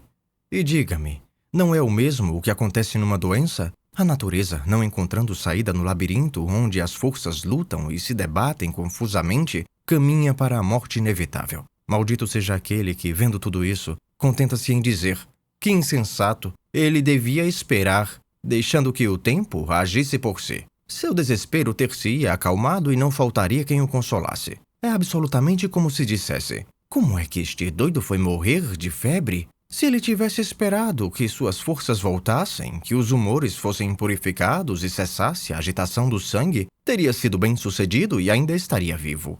Alberto, para quem a minha comparação não pareceu ainda bastante clara, fez-me algumas objeções, entre outras esta: que eu havia falado de uma jovem simplória, Não podia, entretanto, conceber qualquer escusa, num caso análogo, para um homem inteligente cuja existência é menos limitada e cujo espírito abrange melhor a relação das coisas. Meu amigo, exclamei, o homem é sempre o homem. A parcela de inteligência que possa ter raras vezes conta, ou não se pode ser admitida em absoluto, desde que suas paixões se desencadeiem e ele se veja acuado nos extremos da sua humanidade. Ainda mais. Bem, isto fica para outra vez. Oh, meu coração estava tão cheio, e nós nos separamos sem ter nos entendido um ao outro. É tão raro duas pessoas se entenderem neste mundo. 15 de agosto. A coisa mais certa deste mundo é que o afeto somente torna o homem necessário. Sinto que Carlota ficaria triste se me perdesse, e as crianças sequer chegam a admitir que eu deixe de ir lá todos os dias. Fui hoje afinar o cravo de Carlota, mas nada pude fazer. As crianças não me largavam, pedindo um conto de fadas, e por fim, ela mesma pediu que eu as atendesse. Cortei-lhes o pão da merenda. Agora os pequenos amam tanto recebê-lo de mim como de Carlota. Depois narrei o meu mais lindo conto, A Princesa Servida pelos Anões. Ensino-lhes assim uma porção de coisas e fico admirado da impressão que tudo isso provoca neles. Como preciso inventar sempre alguma circunstância acessória, esquecendo-a ao repetir a história uma segunda vez. Elas me advertem de que antes contei de outro modo. Assim sou forçado a manter um ritmo invariável, sem trocar coisa alguma, como se estivesse desfiando um rosário. Isto me convence de que um autor estraga a sua obra, revendo-a e corrigindo-a para uma segunda edição, pois ela nada ganha quanto ao conteúdo poético. A primeira impressão nos encontra em estado passivo, a tal ponto que o homem pode aceitar as coisas mais inverossímeis, e como se fixam fortemente no seu espírito, ai daqueles que depois pretendam apagá-las ou arrancá-las. 18 de agosto. Por que é que aquilo que faz a felicidade do homem acaba sendo, igualmente, a fonte de suas desgraças? O intenso sentimento do meu coração pela natureza em seu esplendor, sentimento que tanto me deliciava, transformando em paraíso o mundo que me cerca, tornou-se para mim um tormento intolerável, um fantasma que me tortura e persegue, por toda parte. Outrora, quando do alto de um rochedo, abrangendo com o olhar para além do riacho, desde os vales férteis até as colinas ao longe, eu via em torno de mim tudo germinar e florescer. Quando eu contemplava essas montanhas cobertas, da base aos píncaros, de árvores ramalhudas e os vales sinuosos, ensombrados de bosques deliciosos, o riacho que escorre tranquilamente entre os caniçais murmurejantes, refletindo as nuvens que a brisa da tarde molemente faz flutuar no céu. Depois, quando eu ouvia os pássaros animar com os seus cantos a floresta inteira, e enxames e mais enxames de moscardos, dançando alegremente no último raio purpúreo do sol, cujo olhar de adeus, rápido como um relâmpago, libertava da prisão entre as ervas um escaravelho zumbidor, quando os ruídos e o movimento confuso em torno despertavam a minha atenção para o musgo que tira a sua seiva da pedra dura, e a giesta que cresce na encosta arenosa da colina, e tudo isso me revelava a vida interior ardente e sagrada da natureza. Com que calor o meu coração abarcava esse mundo de coisas. De algum modo, era como se eu me tornasse um deus pela plenitude de emoção que transbordava de mim, e as magníficas imagens do mundo infinito, agitando-se em minha alma, enchiam-na de uma vida nova. Via-me cercado de montanhas gigantescas. Diante de mim abriam-se abismos onde se precipitavam as torrentes formadas pelas chuvas das tempestades. Embaixo, os rios rolavam suas ondas impetuosas, as florestas e as montanhas estremeciam. Eu via todas as forças insondáveis da natureza agir umas sobre as outras e juntas se fecundarem na profundeza da terra. Via espécies diversas de criaturas pulular sobre a terra e sobre os céus. Tudo se povoava de milhares de formas diferentes, e os primeiros homens se reuniam em sociedade, nas cabanas, depois construíam suas casas definitivas, passando a reinar sobre o mundo inteiro. Pobre homem insensato, que julga todas as coisas pequenas, por que és também tão pequeno? Desde as montanhas inacessíveis para além do deserto que nenhum pé humano calcou, até a extremidade do oceano desconhecido, sopra o espírito daquele que cria incessantemente e rejubila-se a cada átomo de pó vivificado graças à sua palavra. Ali, Quantas vezes naquele tempo ardentemente desejei deixar-me arrebatar nas asas do grou que adejava sobre a minha cabeça, rumo às margens desse mar que homem nenhum conseguiu medir, para beber na taça espumejante do infinito, a vida embriagadora que enche o coração, para sentir um só momento, fraco e limitado como me sinto, correr em minhas veias uma gota de felicidade proporcionada pelo ser que produz todas as coisas em si e por si mesmo. Irmão, só a lembrança dessas horas basta para me fazer feliz. O próprio esforço feito para reviver em mim essas sensações indizíveis e para exprimi-las faz com que minha alma a si mesma se supere, mas para em seguida obrigar-me a sentir duplamente o horror da minha atual situação. Parece que um véu se rasgou diante da minha alma e o teatro da vida infinita mudou-se, para mim num túmulo eternamente escancarado. Podes tu afirmar: isto existe, quando tudo passa, rola e desaparece, como um clarão, quando raramente a existência de um ser se prolonga até o esgotamento total das suas forças, quando, ai de mim, absorvido pela corrente, esse mesmo ser vai quebrar-se contra os rochedos. Não há um momento que não devore a ti e aos teus, não há um só instante em que tu não destruas, não sejas forçado a destruir. O teu passeio, mais inocente, custa a vida de centenas de pobres vermezinhos. Com uma passada, tu deitas abaixo os edifícios penosamente erigidos pelas formigas e fechas de modo ignominioso a tumba sobre todo um pequeno universo. As grandes e raras calamidades deste mundo, as inundações que arrasam as nossas aldeias, os tremores de terra que engolem as nossas aldeias, nada disso me comove. O que me dilacera o coração é esta força destruidora oculta em toda a natureza, esta força que nada cria senão para destruir-se e destruir o que a cerca ao mesmo tempo. Assim prossigo eu, vacilante, e o coração opresso, entre o céu e a terra com as suas forças sempre ativas, e nada mais vejo senão um monstro que devora eternamente todas as coisas, fazendo-as depois reaparecer para de novo devorá-las. 21 de agosto. Estendo em vão os braços para prendê-la, ao raiar do dia, quando começo a despertar dos sonhos inoportunos. À noite, estirado sobre a minha cama, procuro-a embalde. Se a inocente ilusão de um sonho feliz faz-me acreditar que estou sentado junto dela, na rampina, cobrindo de beijos a sua mão. Ai de mim! Quando ainda mal desperto, a procuro a meu lado, tateando, e ao fazê-lo, arregalo completamente os olhos à realidade. Uma torrente de lágrimas não pode mais ser contida pelo meu coração esmagado. Choro, contemplando cheio de amargura o sombrio futuro que me aguarda. 22 de agosto. Sou muitíssimo desgraçado, Valheim. Minhas faculdades perderam o equilíbrio, dando lugar a um misto de indolência e agitação. Não posso ficar desocupado e, no entanto, nada posso fazer. Não tenho mais imaginação nem sentimento da natureza e os livros só me inspiram tédio. Tudo nos falta quando estamos em falta conosco mesmos. Juro a você que por mais de uma vez desejei ser um simples trabalhador do campo. Assim, ao despertar, teria uma perspectiva para a jornada que começa, uma necessidade que me impelisse uma esperança. Quantas vezes invejo Alberto, que vejo sempre mergulhado até as orelhas nos seus papéis, imaginando quão feliz eu seria se tivesse em seu lugar. Por vezes já me veio a ideia de escrever a você e ao ministro para solicitar o meu lugar na embaixada, que já não me será recusado. Segundo você me assegura, e suponho, não é de hoje que o ministro se mostra meu amigo. Há muito tempo aconselha-me a seguir uma profissão qualquer. Penso nisto seriamente, pelo espaço de uma hora, mas depois, quando torno a pensar e me lembro da história do cavalo cansado de ser livre, que se deixa arrear e esporear, e o cavaleiro cavalga até estafá-lo, não sei mais o que devo fazer.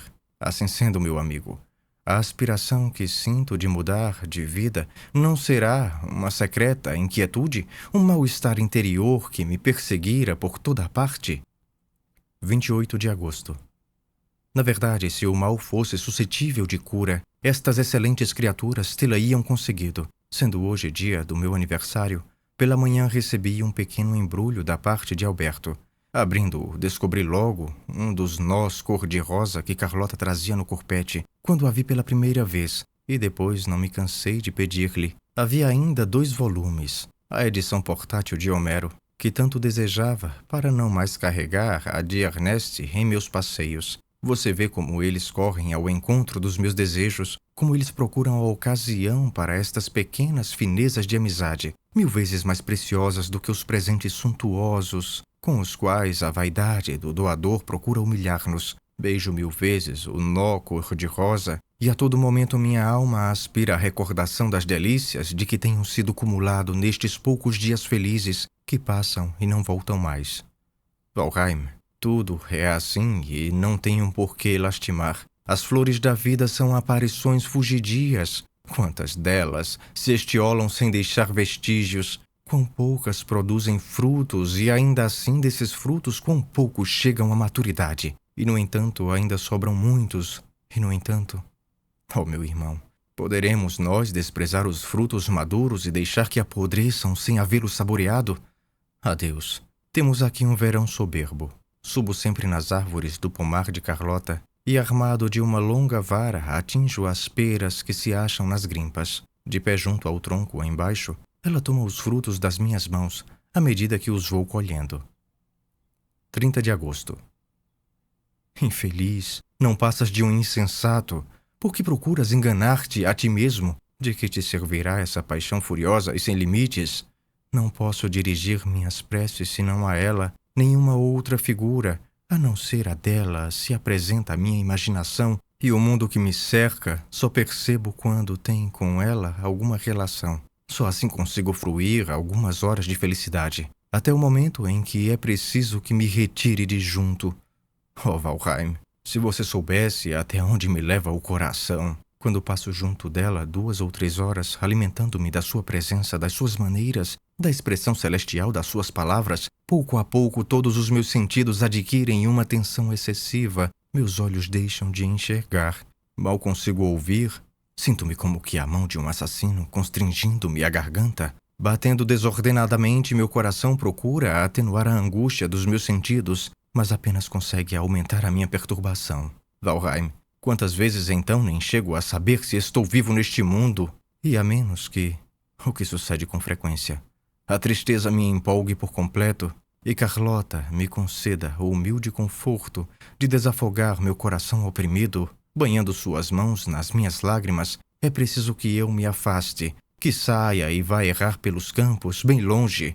Agrada-me então galgar uma montanha a pique, embrenhar-me através do bosque impenetrável, ferindo-me nas armadilhas de caça, dilacerando-me nos espinheiros. Só então me sinto um pouco aliviado. Um pouco, que digo eu?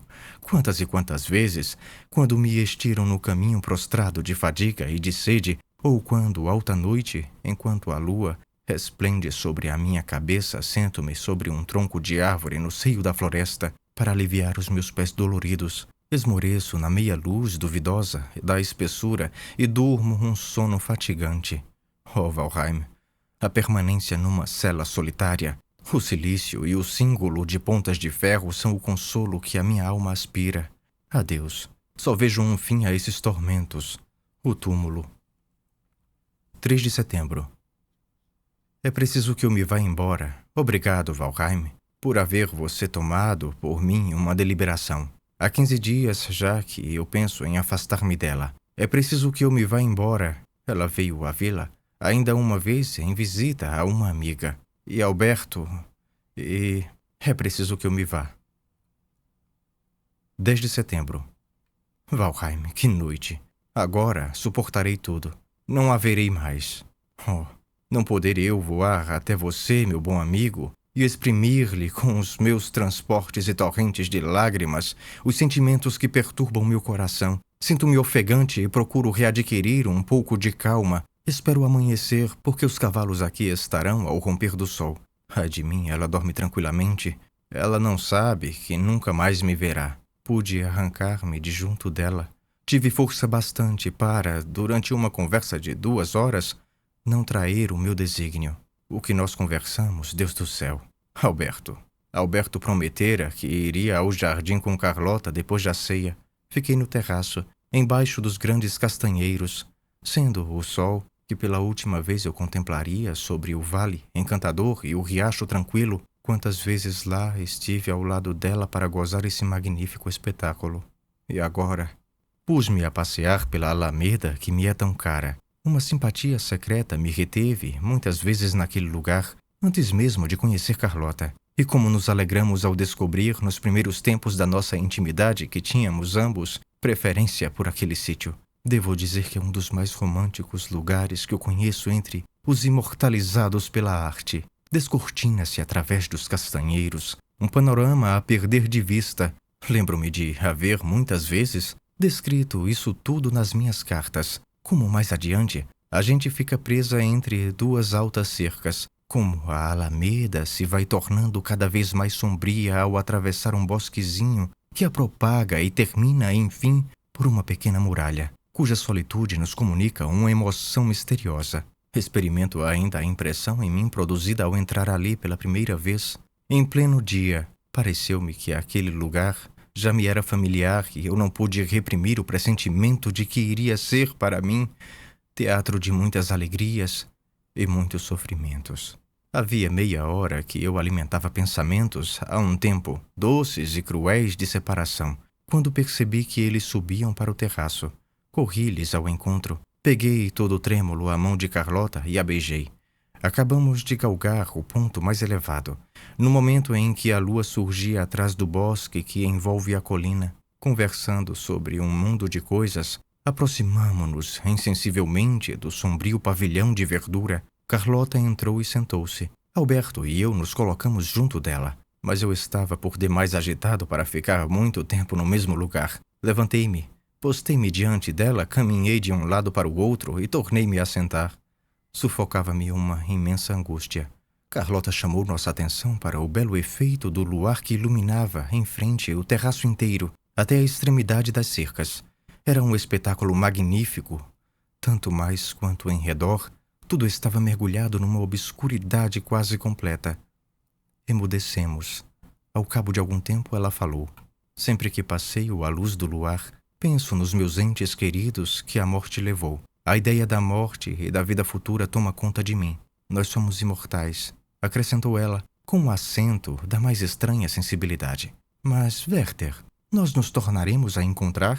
Nós nos reconheceremos? Que pensa você de tudo isso? Diga. Carlota, respondi eu, estendendo-lhe a mão e com os olhos marejados de lágrimas. Nós nos encontraremos, sim, nós nos encontraremos aqui lá em cima. Não pude dizer mais nada. Valheim, por que me fez ela essa pergunta no momento em que eu trazia o coração dilacerado pela angústia da separação? E ela prosseguiu. Os seres amados que nós perdemos, saberão eles de alguma coisa a nosso respeito? Sentem quando somos felizes e quando deles nos lembramos com ardente afeto? Oh, a imagem de minha mãe vaga em torno de mim durante os serões tranquilos em que me sento em meio dos meus filhos, hoje meus, que se juntam em torno de mim como se juntavam em torno dela. Então volvo os olhos para o céu e com uma lágrima de pesar, desejando que ela possa ver, um minuto que seja, como eu cumpro a promessa que lhe fiz no seu último instante de ser a mãe de seus filhos. Com que emoção exclamo: Mãe querida, perdoa-me por não poder ser para eles aquilo que tu foste. Ai de mim, faço entretanto o que posso. Eles estão vestidos, alimentados, e o que é mais ainda, são acariciados e amados. Se tu pudestes, santa querida, ver como somos unidos, agradecerias, glorificarias eternamente o Deus a quem imploraste, derramando as últimas lágrimas. Lágrimas, lágrimas de infinita amargura, a felicidade de teus filhos. Do modo que ela disse tudo isso, Valheim, oh, quem poderá repeti-lo? Como poderão os caracteres frios e impassíveis reproduzir essas flores celestiais que nascem da alma? Alberto interrompeu-a docemente. Você se aflige demais, Carlota querida. Sei o quanto estas ideias lhe são caras, mas peço-lhe... Oh, Alberto, disse ela, lembra-se você dos verões que passamos junto em torno da mesinha redonda? Quando meu pai estava em viagem e tínhamos mandado as crianças dormir, você trazia sempre um bom livro, mas raramente chegamos a lê-los. A companhia daquela alma admirável não era melhor do que tudo o mais? Que mulher! Tão bela, tão doce, tão alegre! E trabalhando sempre. Só Deus sabe quantas lágrimas derramei ajoelhada diante dele, no seu leito, pedindo-lhe que me tornasse igual a ela. Carlota! Exclamei atirando-me aos seus pés, tomando-lhe a mão e molhando-a de lágrimas. Carlota, a bênção de Deus e o espírito de sua mãe pairam sobre você. Se você a tivesse conhecido, respondeu-me ela, apertando-me a mão. Ela era digna de que você a conhecesse. Senti-me desfalecer. A meu respeito, nunca ouvi palavra maior e mais gloriosa. Ela prosseguiu. E dizer que aquela mulher devia morrer na flor da idade, quando o seu filho mais novo não tinha ainda 6 meses. A doença foi curta. Ela mostrou-se calma e resignada. Só se preocupava com os filhos, sobretudo o menorzinho. Quando se aproximou o desenlace, pediu-me, vá buscá-los. Levei-os para junto dela. Os menores nada compreendiam, os mais velhos estavam acabrunhados. Logo que os viu em torno do seu leito, ela ergueu as mãos e rogou a Deus por eles, depois beijou um por um, pediu que se retirassem e disse-me, minha filha, seja para eles uma segunda mãe. Prometi-lhe que sim. Ela respondeu, você promete bastante, minha filha. Coração de mãe, olhos de mãe. Você sabe o que isso é. Notei-o muitas vezes em suas lágrimas de reconhecimento. Tenha tudo isso por seus irmãos e suas irmãs. Tenha por seu pai o devotamento e a obediência de uma esposa. Você deve consolá-lo. Ela pediu-me para vê-lo. Ele se havia retirado para ocultar a dor que ia além de suas forças. Pobre homem, com o coração dilacerado. Você estava no quarto, Alberto. Ela ouvia passos, perguntou quem era, chamou você para junto dela, como nos fitou longamente, como aquele olhar exprimia a certeza de que unidos seríamos felizes. Alberto abraçou-a e beijou-a, exclamando, nós seremos felizes. Esse mesmo Alberto, de ordinário tão calmo, não era mais senhor de si, e quanto a mim, não dava mais acordo de que estava vivo. Werther, tornou ela, uma mulher como aquela, perdida para sempre. Oh, Deus!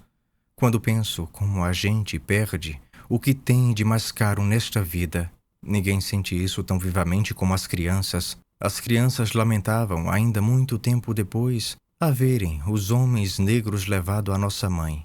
Carlota levantou-se, e eu, como que despertando de um sonho, senti-me aturdido. Permaneci sentado, prendendo ainda a sua mão. Vamos, disse ela. Já é tempo de irmos embora. Ela quis retirar a mão, e eu apertei com mais força. Nós nos tornaremos a ver, exclamei. Nós nos haveremos de nos encontrar de novo. Havemos de nos reconhecer sob qualquer forma.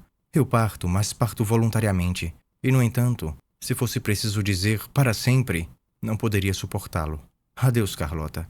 Adeus, Alberto. Nós nos veremos ainda. Amanhã, penso eu, replicou ela com um tom jovial. O que esse amanhã me amargurou.